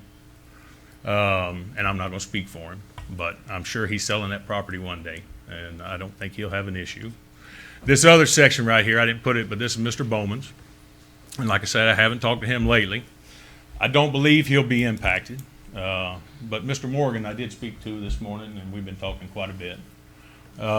He said he had no problem with it being on the back side because he's already affected by the sewer plant being back there anyways from years ago. So he has no problem with that either. And that's where we'd like to propose it to this area. Now, there's a few more of my mother in there. There's a one more that everything in yellow I haven't talked to, just to make sure everybody's clear on it. And I wish it was a little bit better, but anyways, you can't see a whole bunch, but there's quite a few property owners that I have all their names, and I've tried to speak to everybody. I'm currently under contract with Mr. King for that 10 acres there in blue that's just below it, that shooting range. So we've been in a contract for a year and a half, waiting on some legal matters, the adjacent property owners, but should go through soon, I hope. And quite frankly, my wife, who's here with us, she works from home. We run a real estate business and a trucking business, so she's at home all the time. She doesn't want to hear gunshots. We don't want to hear dogs, okay? Have nothing against the police department at all. Have nothing against them doing their thing, but just not right in front of our property and affecting our property values. If you can scroll down, this is a closer view. This is where you were talking about earlier, these retention ponds. Now, I have a feeling that it's going to be proposed on the west side of Rena Road. I don't think it's far enough. It's actually not when you look at it, okay, for the noise. I asked a long time ago when I first found out about it if it was going to be indoor range, and it was no. I asked the other day when I talked to the gentleman out there, the policeman. He said no. They said they only have to qualify every 6 months, but they'll be dog training. They're going to be down there working, and I agree with them. If I had a place to go and practice, I'd do it too. Okay, but I just really don't want it next to my property. Okay, if you scroll on down, again, this is the proposed area. There's nothing that I can see that could be impacted except for there's a neighborhood across Rena Road, and you'll see it in that far corner. Okay, but this the topography is quite hilly back on the backside, so I don't believe it would pose any issues. If you can scroll on down, plus it's already cleared, you just have to make a range. Again, this is the two that you can see, a range going in right across from somebody's home. It's clear. That's the property appraiser's website I pulled it from. And if we go on down even further, we really started moving on this because this public hearing sign was put up on March 5th, and the meeting was done on the 26th of February. So we saw it, said, whoa, hang on. Started calling all the neighbors. Said, we just got a sign right here. It's posted on the other side of the road to the west, so it makes you think that everything's going back that way, but it's also got that 20 acres that's already been cleared and staked out. And the clearing started on the 28th of March. I went down and looked myself, took some pictures. I discussed, and I believe it was with somebody here, I don't remember who, and I spoke with the mayor at that time. This is just kind of a collage of pictures, but this is current. Now, if we go on down one more, I'm going to show you what we found in the newspaper. So that top left, I found that in the newspaper. Okay? There was 3 other pictures with it. So off to the top right, you'll see that tape has been wore out. I don't remember when it was put up, but that's the same corner. On that top right corner is where that gentleman was putting it out. Then if you come down to the bottom left, that's the other corner that it was attached to. So I'm here, I'm taking the picture. I'll just take it in front of y'all. I turn my camera this far, and I see my neighbor's house, that bottom corner. Now that wasn't put in the newspaper, and I don't believe it was presented to you originally. I don't know because I wasn't here. Okay. Now if we come on down, this is a newspaper article, and these are a few of the points. These are a few of the other pictures out of it that we found online. And then if you come down one more, this here is also in the newspaper. I think that's Walton County. And I agree, your police department, I spend my money in the city of Crestview all the time. I love the city of Crestview, but I really don't believe that it needs to be in front of our property. Not when we have 344 acres of spray field, not when the topography will allow it. I've looked up quite a few statutes and been working hard on this. But, you know, it's strange that we didn't see any of these other pictures in those news articles. So it served one purpose, was to get public opinion for the city of Crestview, which I completely agree with. But I'm sure somebody with the city of Crestview came to you guys and showed you or told you that there was a house right there, 2 houses right there, 3 houses right there, a 4th house just down the road, which was mine. So that's what I want to present. I don't need the backup slides, but this just shows that a picture's worth 1,000 words to me, and I hope for the future, when it comes to building this, spending the city dollars, that they put it on that spray field right there. I believe that you have plenty of property. It will not affect anybody except for maybe city workers out there. Okay, and it's a spray field, but those sprinklers can be turned on and off anytime. You know, and I really don't want my 3-year-old granddaughter right next door to a shooting range. Now, we purchased that property in 16 at the end, with every intention of making that a rental. And then our son got out of the military, and he'll be moving for a while. So this is what I want to present. I also want to say that nobody came out to speak to us until after everything was in plans and works. And I don't believe that's very transparent, okay? I think we're home all the time. Somebody could swing by and say hi. I've called and discussed with Mr. Brona Steele, a nice gentleman. I've never actually met him. I see him sitting over here, but I discussed with him a few times. But this is why I bring it to the attention of the council, and hope you see, now that we have pictures, and maybe you were presented with it before, but I'm going on the assumption that you weren't, how close it is, the proximity of our family, our neighbors, and our quality of life where we live. I have nothing else to say, but thank you very much. Well, Ms. Anderson, I thank you not only for making a thorough presentation, but a lot of people sometimes they come and identify a problem and they don't identify any possible solution, and you've done that. So thank you for that. Before you leave, does anybody have any direct questions or comments for Ms. Anderson? If not, thank you very much. Yeah, go ahead. I appreciate your presentation thing. In light of some of the things that's been presented, I would like to hear from our Public Works and Police Department concerning this issue. My request. Yes. Okay. Yeah, we'll do that. Thank you very much. Thank you very much. You got a direct question you want to ask to Mr. Hayes? Not a particular question. There might be numerous questions, but I would like for them to present this, and I'd like to find out when exactly was that property a notice put on there for the public to look at this. As I remember, and I can't remember the month. I know it was the last year sometime that we brought this up, and it was brought before the public at that time.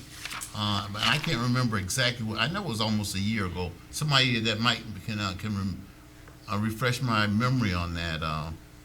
And I don't remember and that's why I want to hear from them, because I'm going way back on memory. I think somebody was asked about something over in that area at the time, but I'm not sure. That's why I'd like to hear from them, Mr. President. Mr. President, before we get into a longer discussion, can we have a short recess? You need a break? Yeah, I need a recess. Okay, I'm going to declare a a recess. How long, Mr. 5 President? minutes, 5 minutes due? That'll work. All right, recess 5 minutes.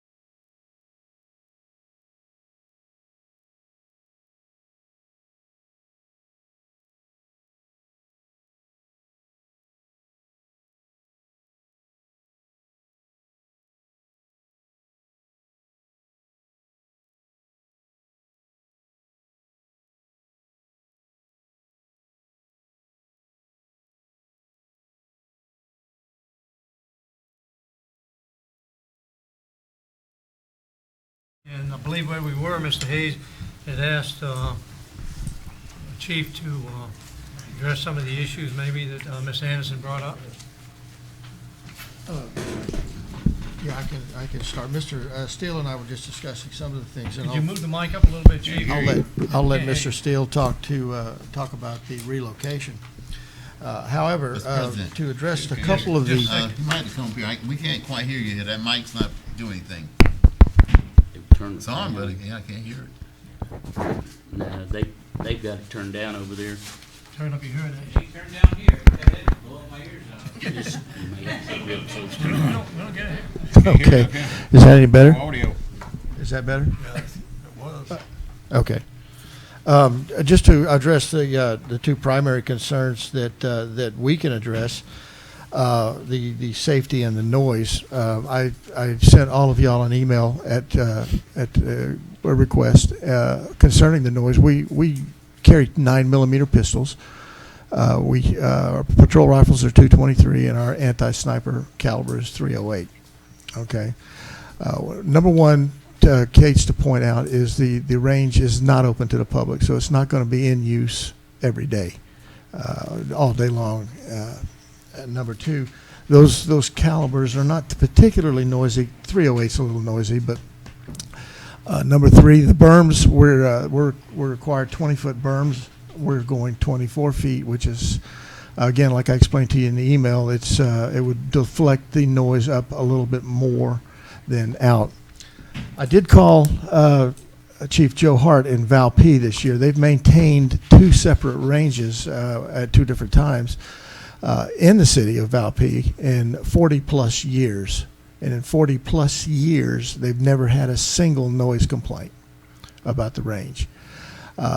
Because their range is open to the public, they did have two errant shots, but that was not attributed to the police department. That was attributed to citizens using the firing range at that point. So the orientation of the range also shoots toward the spray fields is what we have planned, which is across Red Oak Lane.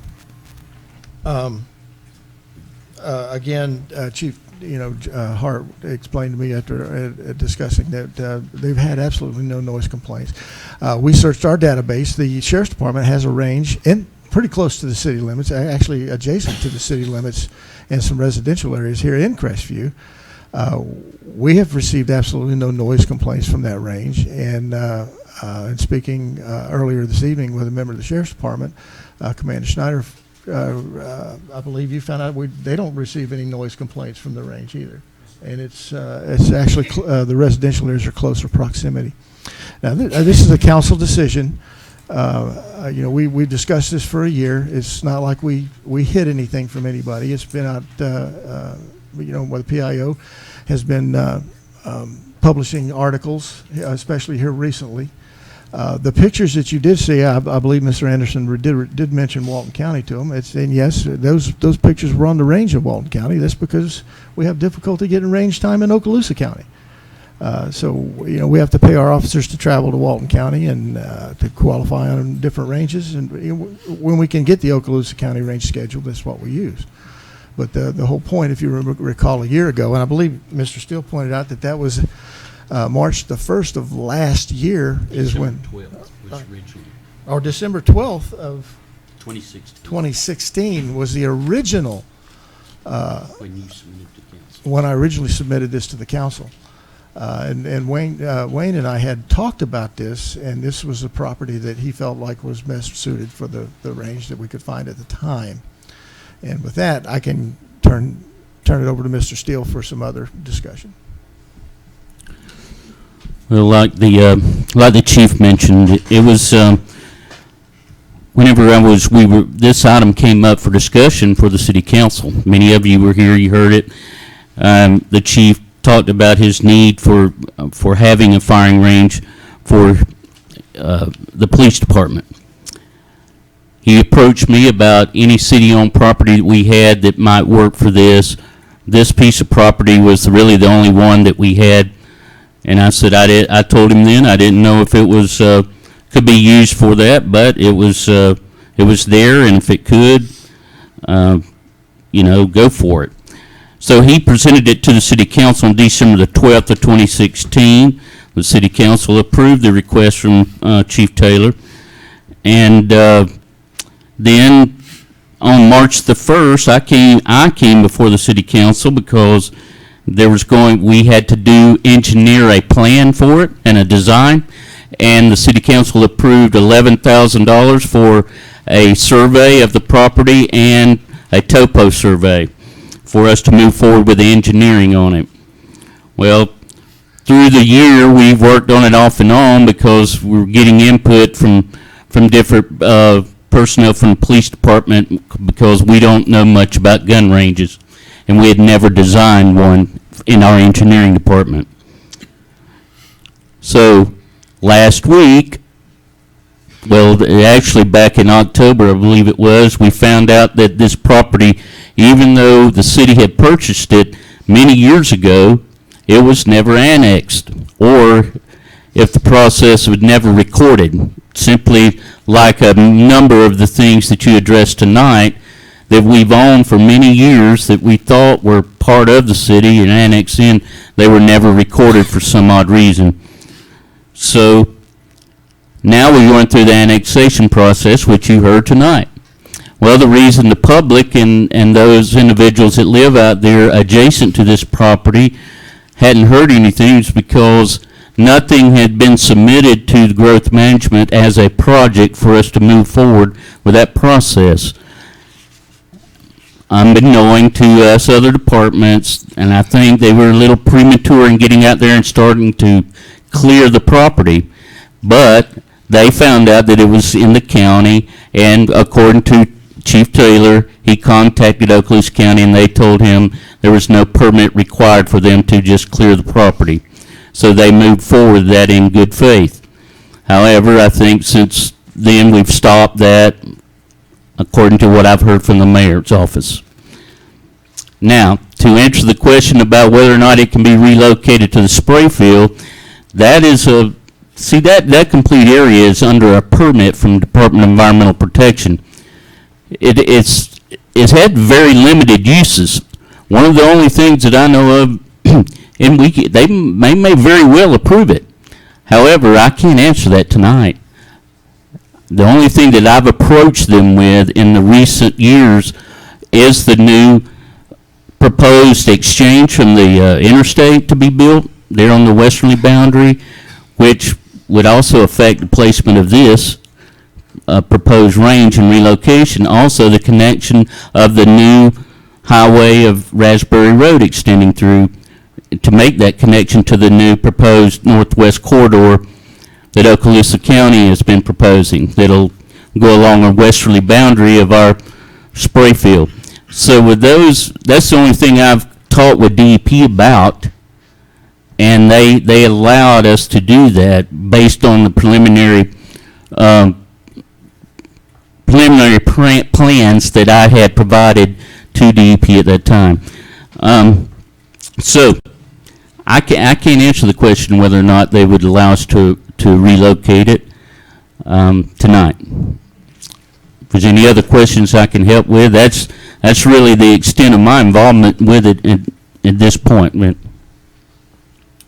I have Commander Snyder's here tonight. He's been the project manager. If there's any other questions, he is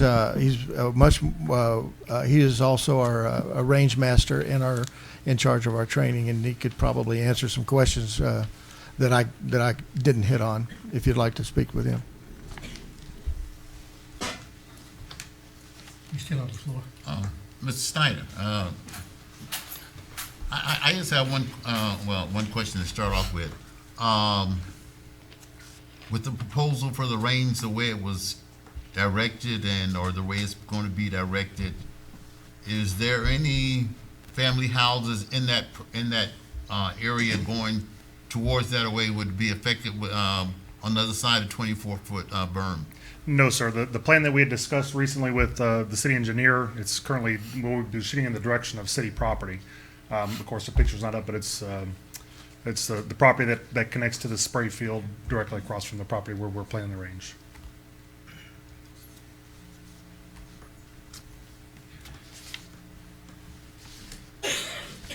How about look at this right here shows city property, and give me a, yeah,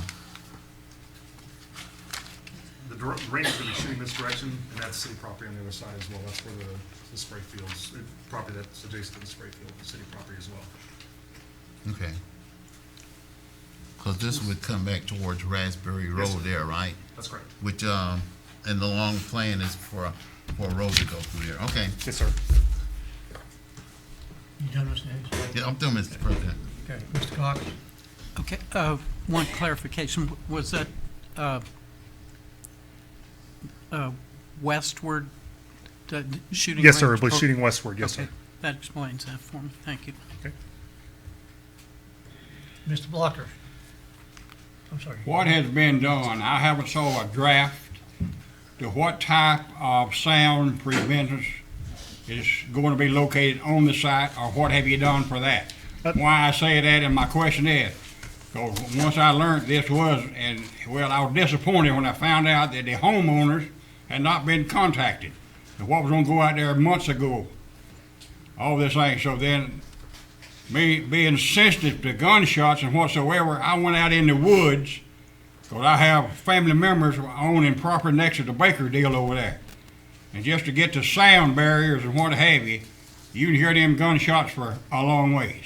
Yes, sir. So what are y'all doing to prevent our neighbors from hearing all this shit blasting? Sure, I can tell you before the burn begins, at the edge of the property boundary is a 50-foot buffer zone where they've left natural, still has the trees, bushes, and shrubbery that's was there naturally existing.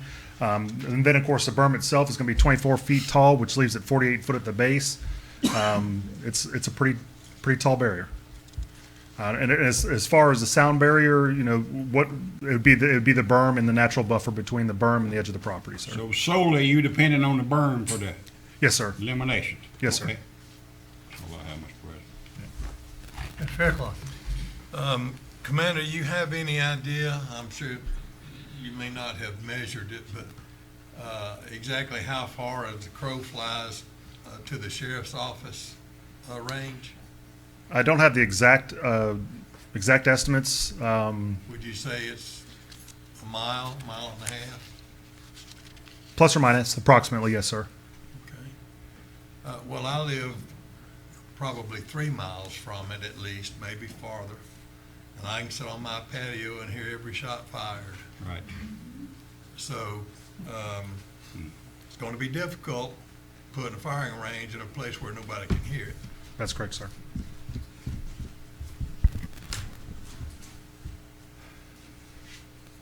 Mr. Cox? Now, Oh, sorry, were you not done? No, I was just thinking, you had a Oh, thought, okay. another thought. When I toured the property, I was told that the neighbors had been checked with and advised what was going on out there, and really didn't have any objections. That's correct, yes, sir. Thank you, Mr. President. Thank you. Mr. Cox? Yes, relative to this communication earlier recently from Ms. Prescott and Betros, those 4 properties collectively is 80.56 acres, of which 51.73 acres is wetland or swampland. 64.3% of those properties that apparently they've owned for 50 years, and they're complaining that their property values will be greatly decreased. But those 4 properties total combined annual ad valorem taxes is $101.23. So, and those are east and northeast and south. Yes, sir, that's correct. So, just of note. And one other point, that Mr. Anderson is negotiating with Mr. King, that's really not relevant to the cities. That's private deal. That's That's correct, all sir. I have. Yes, sir. Any other comments or questions? Yes, Mr. Mayor. Mr. President, is it be beneficial for us for Chief Taylor and Commander Schneider and Mr. Steele sit down and look at the proposals that are being presented to us. And I know they can't answer all the questions tonight, but I would like for us to sit down with them also and see what can be done and where we can utilize the services that we need. Thank you for that, because I agree with that. I think because it's such a secluded area, a lot of people really didn't know what was out there. Looking at the plot, we didn't see homes out there, and especially bringing an alternative. I think we need to explore that. If there's any way we can use anything toward the spray fields and try to work it out for all parties. So I agree with the mayor that we need to sit down and look at what we can do in order to accommodate everybody. And just put a hold on everything at this point. Yes, sir.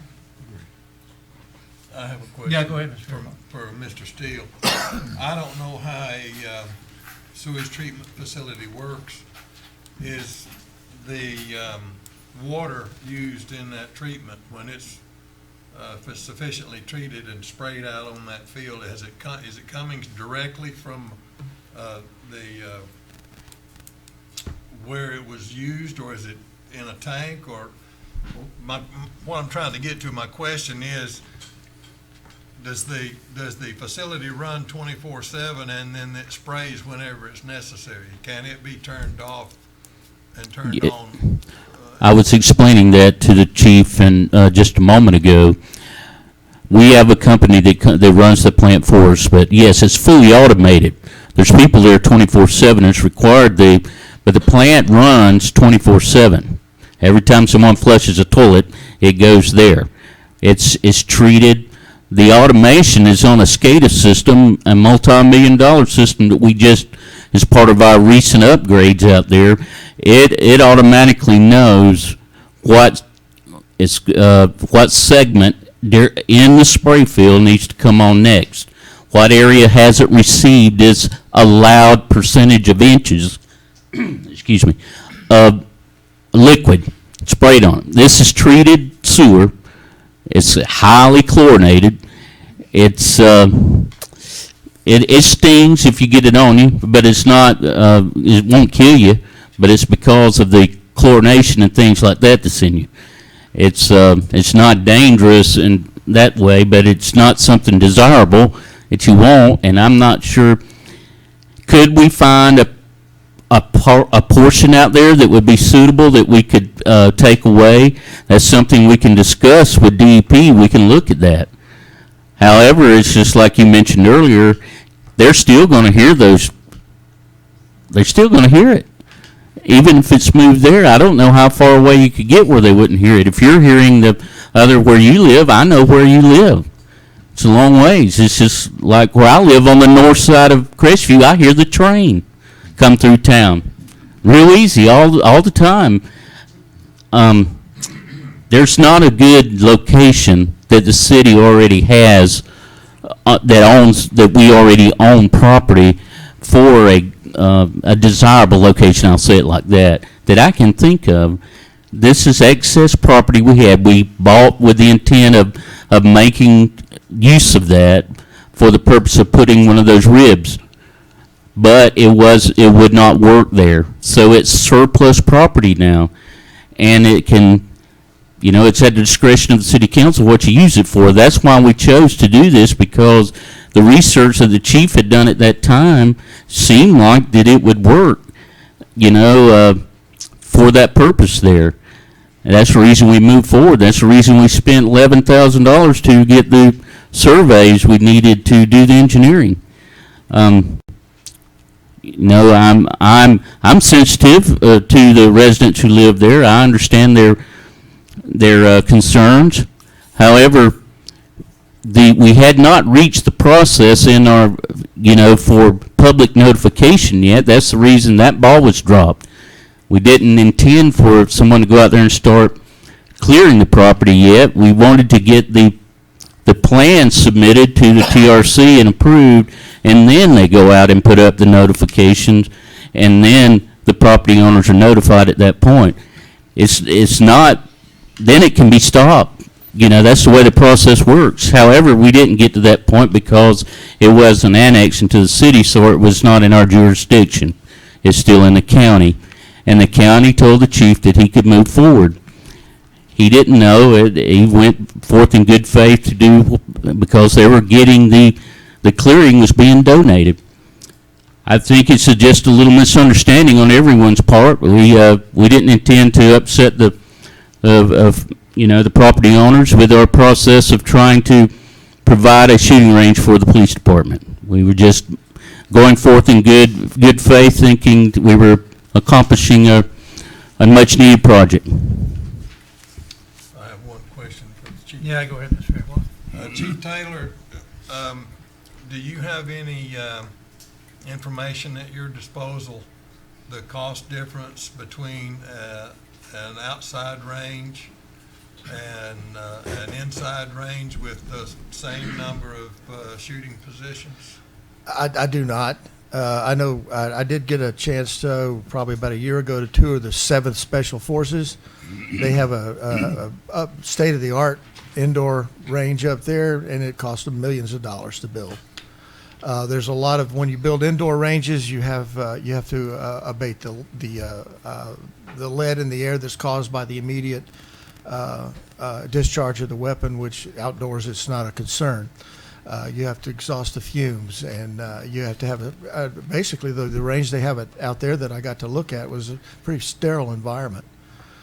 So no, I can't tell you exactly right now what the minimum cost it would cost us to put a range up.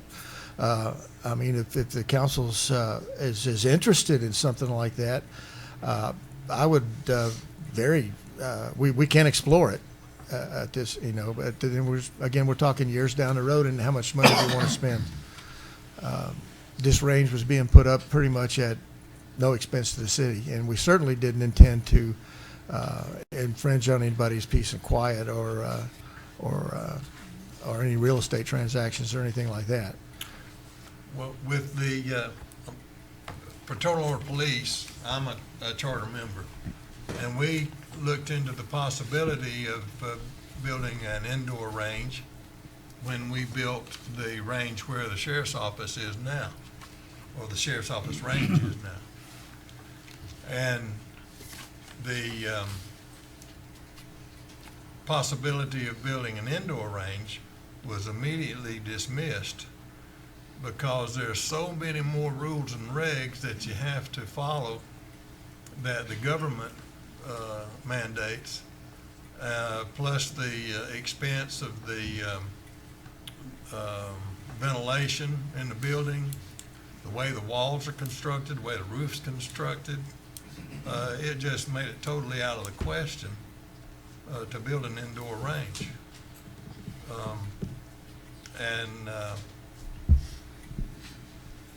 I'm in agreement with you. I don't think anyone's intent was to put any of their neighbors out there in danger or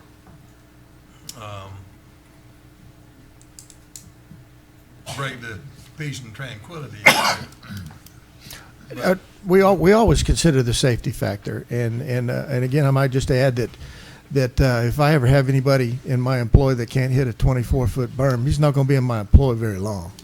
So that's the 24-foot berms, and what Commander Schneider didn't mention earlier is they're U-shaped all the way down the range to help deflect that noise. I did tour the property myself about a month ago, and the interstate noise is, in my opinion, the interstate noise was more distracting than what the range would be, because it was unbelievable in the afternoon, the noise was coming off the interstate. Thank you, Mr. President. Yes, Mr. Hayes. Yeah, our group director might not be able to answer this. May have to go to the county. What's the land that we have currently now? What's it valued per acre? This particular? Yeah, the one that we just annexed into the city, because the other property, I think, what they're on, you're in the county, aren't you? I think so. I think all the rest of that is all that's county. We just brought part of the county's land to the city tonight. But I was listening to what Mr. Cox said about the property valuation on that. What, $100 and some an acre or something like that? Or No, $101 For the whole acre? per year for 80 and a half Ooh, acres. Goodness, I should have bought some land. Tax. But anyway, and the reason, I'll tell you the reason I'm asking that question, because I'm looking at the profitability of what it'd be. I know it's, 60 years or something like the property's been sitting there, and there's a few houses on there now, another 60, it might be double that. And I'm trying to get in my mind, what the value of it. I know people anticipating in my mind that eventually that's going to open up and somebody might want it for development. That's what I'm thinking. That might be a reason for this, but I'm not sure. Just I'm thinking about that. But I know there's no road there now, and I know the county's not going to put one there soon. I know that if we decide doing something, that you will put some type of road there. But I know it costs $1 million per mile, so I know the county's not going to invest anything bringing that over in the near future. And that's why I'm asking about the price. Tony's gonna attempt to pull it up on the property appraiser. I don't have my file with me. But gentlemen, you know that city now owns Greta Road and. We own all of that road through there, All Mr. the road. Hayes. Yeah. It belongs to the city, so if somebody's got the $1 million to pave it, you know they're gonna be looking at paving, right? Well, we can't afford it. We can't pay it, but. So a developer would have to, if they decide to do that, have to pay $1 million. Okay. That's all, Mr. President. Thank you. He's looking it up, he's got it now. Oh, okay. Mr. President, one last question. Mr. Blocker, you have the floor. I sit here very hesitant. Be damned if I do, be damned if I don't. But a question was asked of me, Mr. Blocker, what elected official or city representative authorized the beginning of clearing that property? Who can divulge that name? I'm clear. Wasn't me. I'm clear. Name. Mr. Blocker, I think Mr. Steele just commented on that question earlier. That county until tonight that property was in the county. We contacted the county and they said we could clear the property. I hadn't heard the name yet. Chief Taylor. I'm talking about the county. So now it's in the county's ball game now. I don't have that memorandum. We sent that memorandum to Ms. Gaillard. Right, I understand. Well, I asked the question as I was asked to do so. Now we've got to survey the county. Your memorandum is in your book. It's, I'm sorry, not in your book, but in the photographs. It's the last page in the photographs that were. I know, I saw it someplace. That's what you hand out tonight. No, not in your door. Yeah, I guess. It was in your door, it was, it come in afterwards. I come in the back door. It's the pictures that Mr. Anderson had furnished. Yeah. And the interdepartment memorandum was in there. Okay.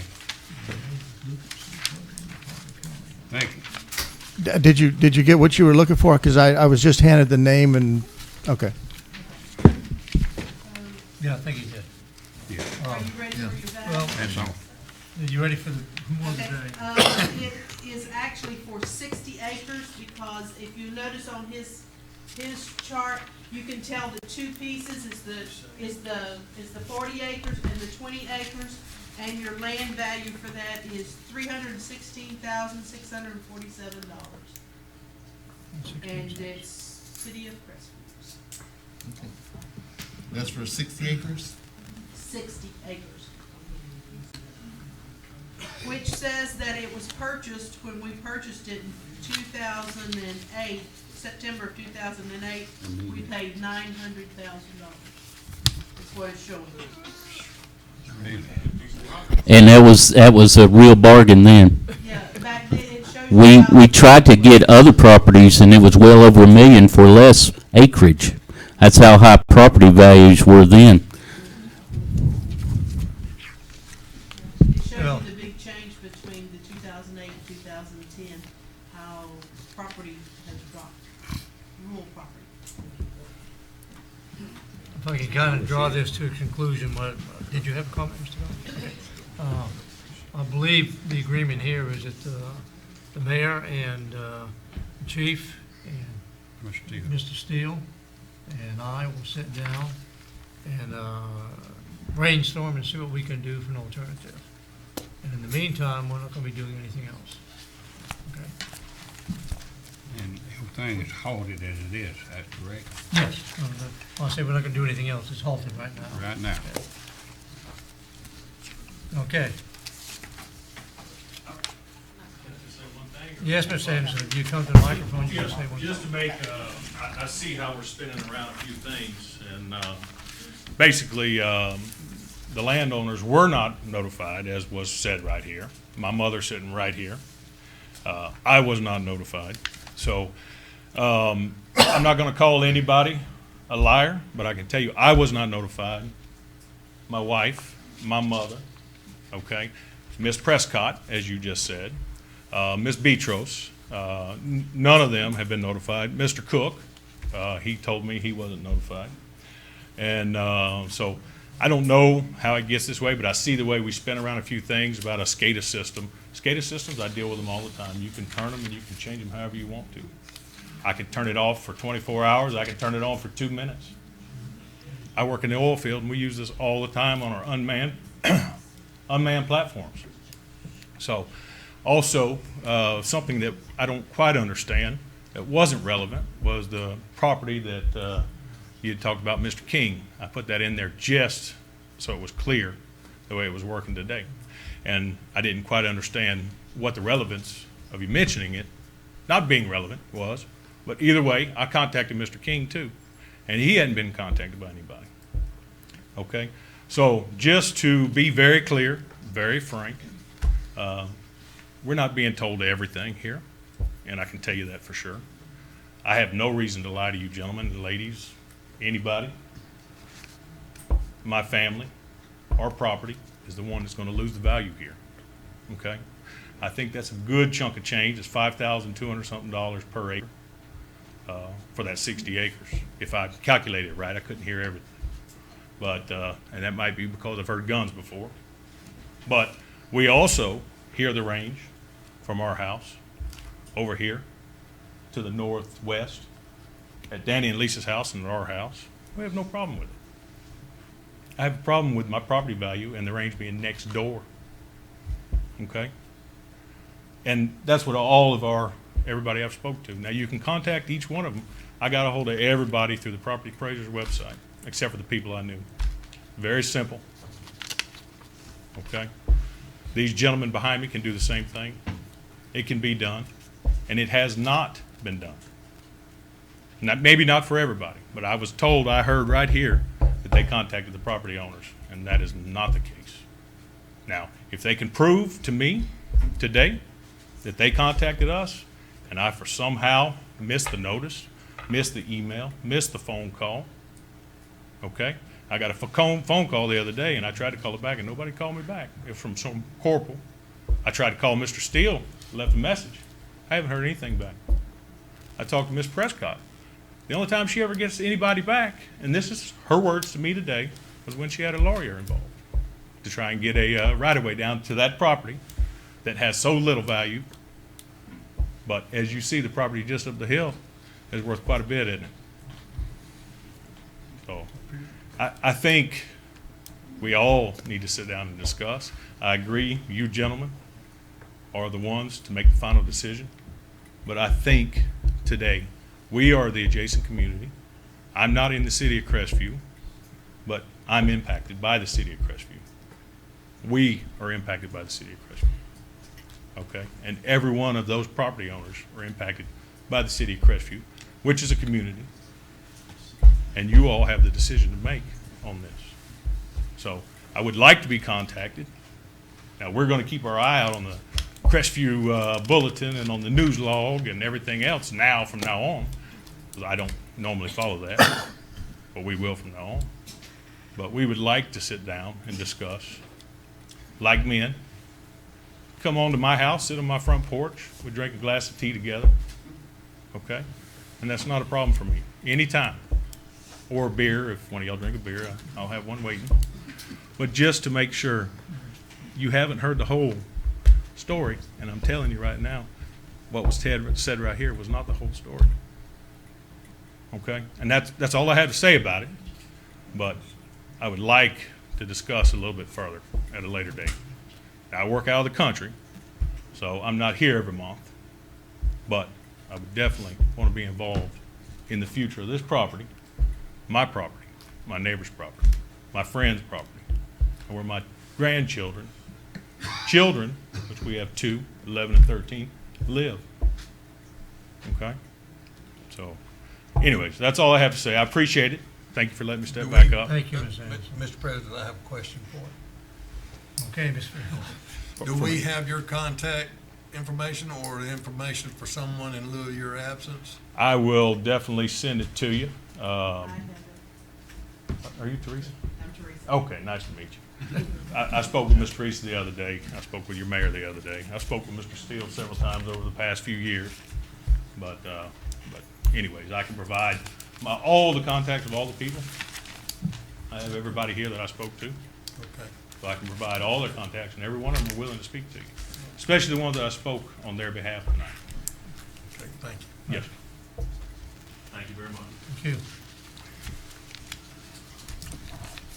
Moving to item 13A, appointment of Loretta Bristow to the Crestview Housing Authority by Mayor Cadle. Yes, sir, I have that item and then a couple of other items this evening. And there is a vacancy on the Crestview Housing Authority, and it's my duty to appoint someone to that position. So I'm not sure whether it needs a vote or consensus or what on that. I don't believe so, just an appointment. This appointment. I do have another announcement to make today. You know, as I talked to you back in February, we were excited about our Crestview girl being a Olympian medalist, and we had plans to do some things to recognize her right away. Well, she didn't come back to the area right away. She went directly back to training in Utah for the next race. And but she is going to be in town just for a very short period of time. So I had to start throwing some things together real quickly without letting you know, wrapping some things up today. But we're going to try to have a Mia Manganello Day on Tuesday, April 24th. Tuesday, April 24th, it's going to be at 10 o'clock a.m. at Warriors Hall. Now, I've talked to Commissioner Graham, and the county's going to try to be present to do some type of presentation. I've talked to the principal at Walker Elementary School, and they're going to have some type of presentation there. That's where the young lady went to elementary school. And Miss Manganello is 28, I believe, and her kindergarten teacher still teaches at Walker Elementary. So I'm sure we'll probably have her there too. And so we've been talking to the band today, so we're trying to, it's a last minute thing. I only have a very short period of time, so I appreciate your tolerance there and getting this without getting to talk to you beforehand. But I'll let you know more as time goes on that. You know, I just can't remember us having any other Olympic medalists before, so I think we need to recognize this young lady. From everything that I know, you know, her parents named their restaurant after her, Mia, and she grew up in that restaurant out there, so strong ties. She lists Crestview, even though she left about middle school age and everything to go to Utah for training. She still lists Crestview in all the Olympic information as her hometown. So I'm sure we'll show her do as good a job as we can. At this point, I would like Wanda Julian to come up forward. Sort of forgot this one. Wasn't written down for me. Here, Wanda. Steve Taylor, would you come up too? You just love the spot.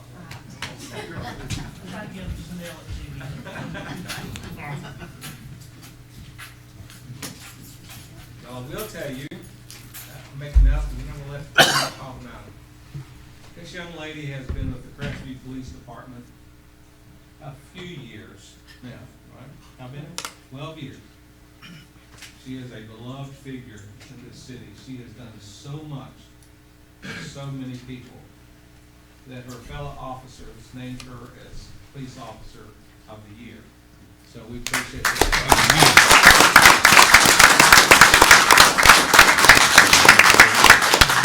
Please tell us a little bit about her duties.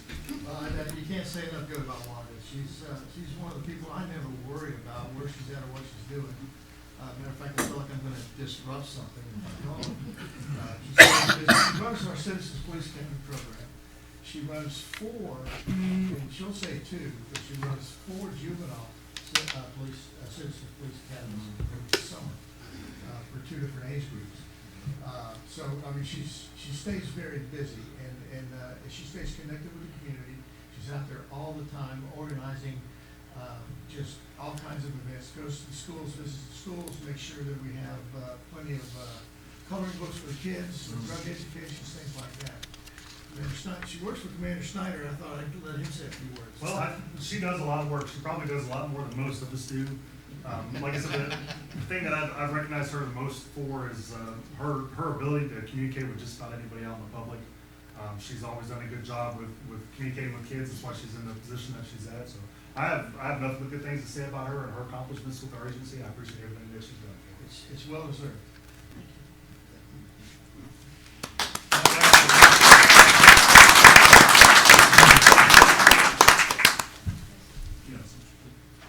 I know I ain't got part of this, but I just want to say to this young lady here, she's a great lady. For as I know, every way she can. I remember one Christmas, I had no toys, and I called her, and she told me, she said, "Well, Mr. Johnson, I don't have that much." She said, "But when I get through doing what I'm gonna do," and this lady brought me a truckload of toys, and not just that occasion. When I was doing the school thing, she pitched in and brought me all kind of book bags and stuff. And you know, I never got a chance to tell you, but I want to tell you, I just wish we had more peoples in the community that have the love for peoples like you do.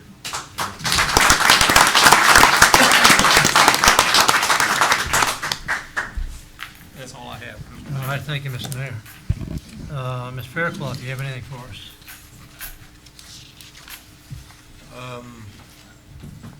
No, sir, not this time. Mr. Hayes, do you have anything for us? No, sir. Mr. Blocker? Rest my case. Mr. Cox? Well, you know I do. I just want to give an update on the transportation workshop we're working on here in Crestview. I mentioned in the last meeting, Senator Gaynor wants to have a transportation workshop where we bring in the city, the county, FDOT, Eglin, and the state, and spend a day in the workshop and all walk out here on the same page. We all have the same plan of what we want to do, and so we're kind of not fighting each other. The city says we want this, county says we want that, FDOT says we have no money or whatever. We want to get everybody together, and we're going to do that on the 3rd of May. I saw an opportunity about a week ago when Congressman Matt Gaetz was in town in Niceville, and I called his office and asked if I could have some time with him in Niceville, and myself and Commissioner Graham Fountain, the chairman of the county commissioners, went over there and met with the congressman and begged for money. And what he did is he not only met with us that morning, but he agreed to meet with us again on Saturday morning. We got together and met again, and he made some recommendations to us. And we're looking at, right now we have a joint project between the city and the county to work on Raspberry Road, the connector road. We've submitted to the Triumph Committee, and the recommendation from Congressman Gaetz is we don't think so little and think bigger. And he recommended that we pull that and put in a bigger request for the whole southwest bypass, and submit that to the Triumph Committee, which will include Raspberry Road. And it just, instead of just concentrating $6 million, they're talking about anywhere between $30 and $35 million we should be asking for. at the Triumph Committee. And so the county is now working on a resolution, and they'll ask us to join them in the resolution. A joint resolution from the city and the county telling Triumph this is the most important project in all of Okaloosa County. And I will say this, we met with Congressman Gates at 8 o'clock in the morning. When he had his first public meeting at noontime, the first thing he said at that meeting is the most important project in Okaloosa County is fixing State Road 85 going into Crestview. So he heard what we had to say, and he's on our side, and we invited him to come back to the workshop on the 3rd, and he said he couldn't. He'll be in D.C. and wants to teleconference in. So we're setting that up. I'm not sure where we are on that, but we're setting up wires in Warriors Hall to be able to teleconference or video conference. And the congressman will join us there. But in addition, he did say on the 1st of May, he plans on spending what he calls Open Gates Day. He'll come to Crestview and spend a day with us. So not bad to have a U.S. congressman on your side when you want money. So, They've got it all. and that's all I have on my input. So we'll move on to item 14. Oh, we have more ordinances. Like we didn't have enough. Let me get the right tab here.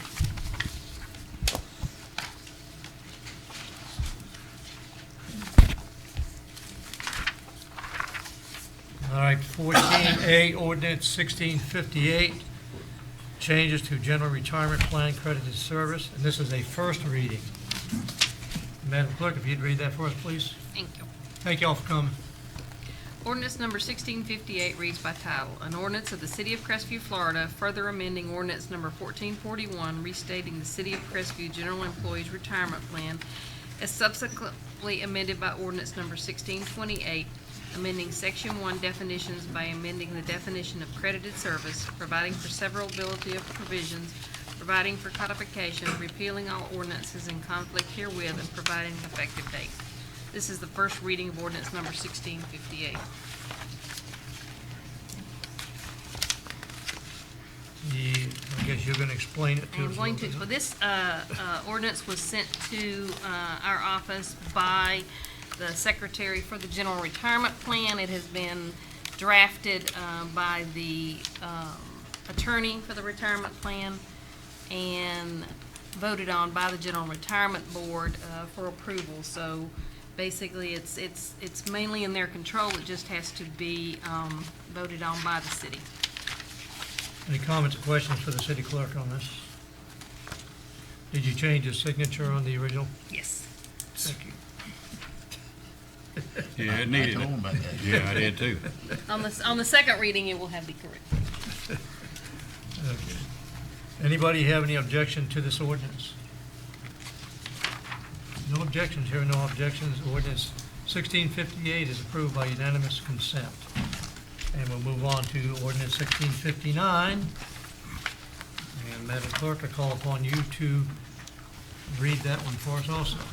Ordinance number 1659 reads by title, an ordinance of the City of Crestview further amending ordinance number 1440, restating the City of Crestview Police Officers and Firefighters Retirement Plan as subsequently amended by amending Section 8, Disability, providing severability of provisions, providing for codification, repealing all ordinances in conflict herewith, and providing an effective date. This is the first reading of ordinance 1659.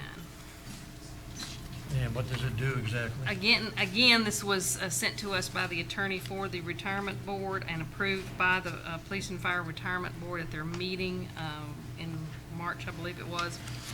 And it just basically, it's kind of what they want and how they do it, and it's just sent to the city because it is part of the city, but it has been drafted by their attorney and voted on by their board, who is the governing body over the retirement board. Is it going to cost us any more money?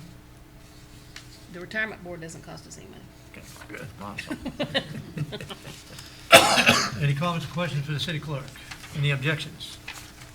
There are no objections. Ordinance 1659 is approved by unanimous consent. Ordinance 1657. Madam Clerk, if you would read us that, please. Ordinance number 1657 reads by title. An ordinance of the City of Crestview, Florida relating to community redevelopment, amending Chapter 2, Division 4, Community Redevelopment Agency of the City of Crestview Code of Ordinances, providing for authority, providing to amendment Section 2-98, membership of Board of Commissioners, providing addition of County Commissioner to Community Redevelopment Board, providing for repealer, providing for severability, and providing for an effective date. This is the first reading of ordinance number 1657.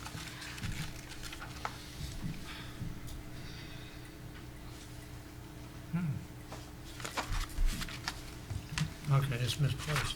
Let's see. Any comments or questions? This Oh, is, Mr. President, comment. Only thing we should have had did this first.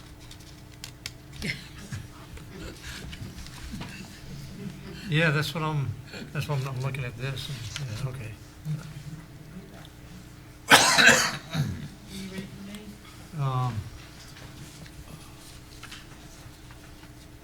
Okay, and that's where it says that ex officio down below there, right? Yeah. All right, any objections to this? I think staff report. Staff report. Staff report? Yeah, staff report, please. Oh, okay. Staff report. The interlocal agreement between Okaloosa County, Crestview CRA, and City of Crestview, relating to the operation of CRA, which includes an additional ex official non-voting member to the CO board who is a Okaloosa County Board of Commissioner, because Resolution 1801 was approved by the CRA, and Resolution 1809 was approved by the City of Crestview. The ordinance actually puts that ex official member into our code of ordinance in the section 298, which is the Board of County Commissioners. It puts the language into our code, and that's why it's adopted by an ordinance. So the language that will be added to that section will be an additional ex official non-voting member of the board shall be appointed by the Okaloosa County Board of Commissioners pursuant to the terms outlined in the interlocal agreement between Okaloosa County, City of Crestview, and the Crestview CRA, Crestview Community Redevelopment Agency. So that it will be the additional verbiage that will be codified into your code. No, any comments or questions? My only comment stands the same, Mr. President, and I'm sure our board members feel the same. People do not realize what it takes to make something legal in our system. We had to do all that to make something legal. It's, ooh, goodness gracious, red tape. Yeah. Gotta love the paperwork. Any objections to the ordinance? Hearing no objections, ordinance 1657 is approved by unanimous consent.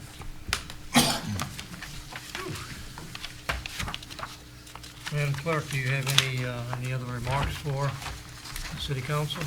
other than if you have signed up for ethics training on the 12th or the 20th, please don't forget to go. You have a list of, I don't remember if I went to, going to the You're going to the Funiac or 20th. Huh? You're going to the 20th. Where is that? Fort Walton. Okay. The FUNIAC is on the 12th from 8 to 12, and the 20th is in Fort Walton Beach Recreation Center from 8 to 12. I'll send out reminder emails. just so you know. Anything else for us? That's it? That's all I have. Okay. Mr. Hall, you have anything for us? Okay. Mr. Steele? Chief? Chief 2. Chief Tony 2. Just recently, just an update, we actually had 5 of our members attend a swiftwater rescue class. They completed the class Saturday, so now I actually have 5 members that are swiftwater rescue operators. We're working with Okaloosa County to providing a North County team as well. They're going to store, Okaloosa County is actually going to store a trailer with some equipment at our fire stations along with a boat. I'm providing them with some of their personal equipment as well.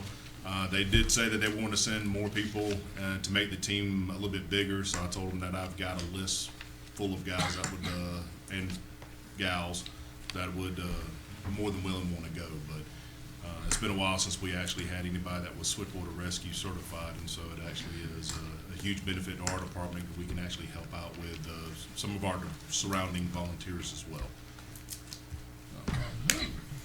Thank you for that. Yes, sir. Ms. Galen, do you have anything else for us?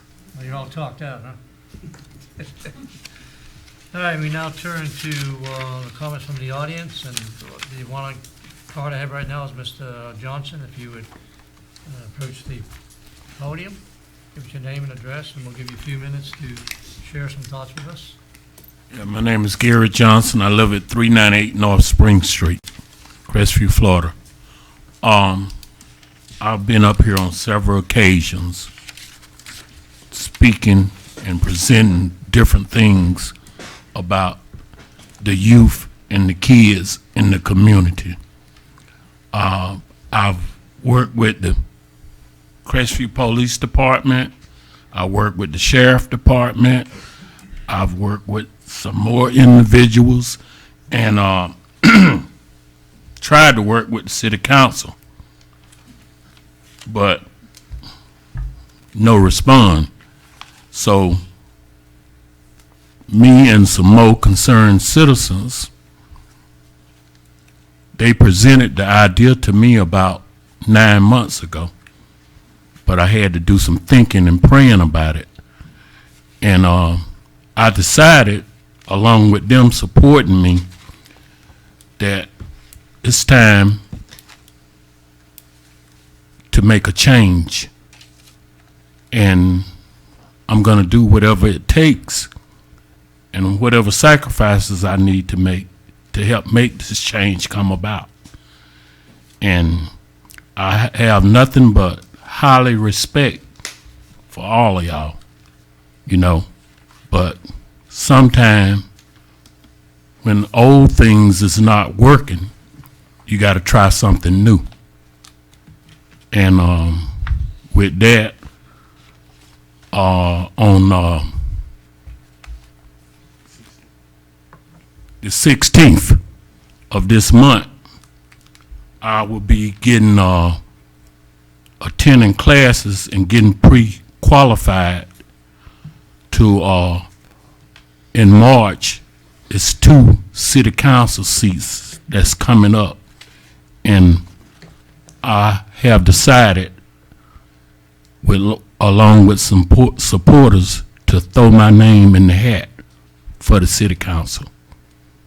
And I appreciate everything y'all helped me with and everything that I've learned from y'all. But there's no need in learning stuff if you're not going to put it to use and do something with it. And that's all I have to say. Thank you, Mr. Johnson. But, Mr. Johnson, let me ask you this. What happened to the fair on the 31st of March? I went, you know, What happened on the fair on the 31st is... You talked about it here, and yet when I went to visit you there was no one there. Yeah, because I had, out of whole Crestview, I had one donation. And that Thursday, I got a call from Georgia, and they had put my father on hostage. And I had to go there, and I got in touch with the peoples that I knew I needed to get in touch with and let them know that it was canceled. And with what I was trying to do, there's no way $50 would have did it. Okay. I'm just saying, you say you invite us, and I go there, and it's not my fault if it didn't happen. No, I ain't talking about you, you know, because me and you, we here on some things. But anyway, I didn't know what happened. Yeah, well, that's what happened. Okay, well, I'm sorry to hear that. Yeah, well, that's, you know. All right, thank you. All right, thank y'all.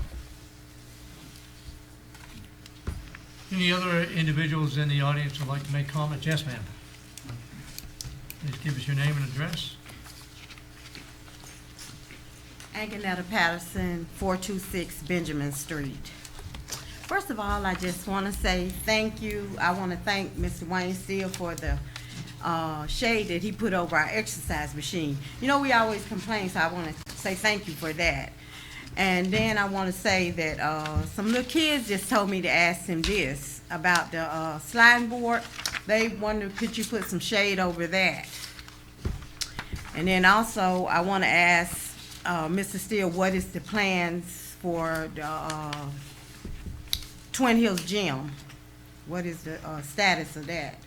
For the 100 kids that was practicing ball there from 5 to 7 every day. I think that's been resolved. It's Okay, still open, yeah. Okay, I just wanted to know the status. Thank you. Yes, but with the question on the, you can speak directly, Ms. Steele, want to know what it is you're looking for, the cover over what? The sliding board. Because Well- when I'm out there exercising, my grandkids, which this is all of them on this shirt, for real, they want to come under the shade because it's so hot on the sliding board sometimes. I understand. However, we have never had a really a cover over anything. I know that it's become an issue. There was recently a article on Channel 3 News of the same concern.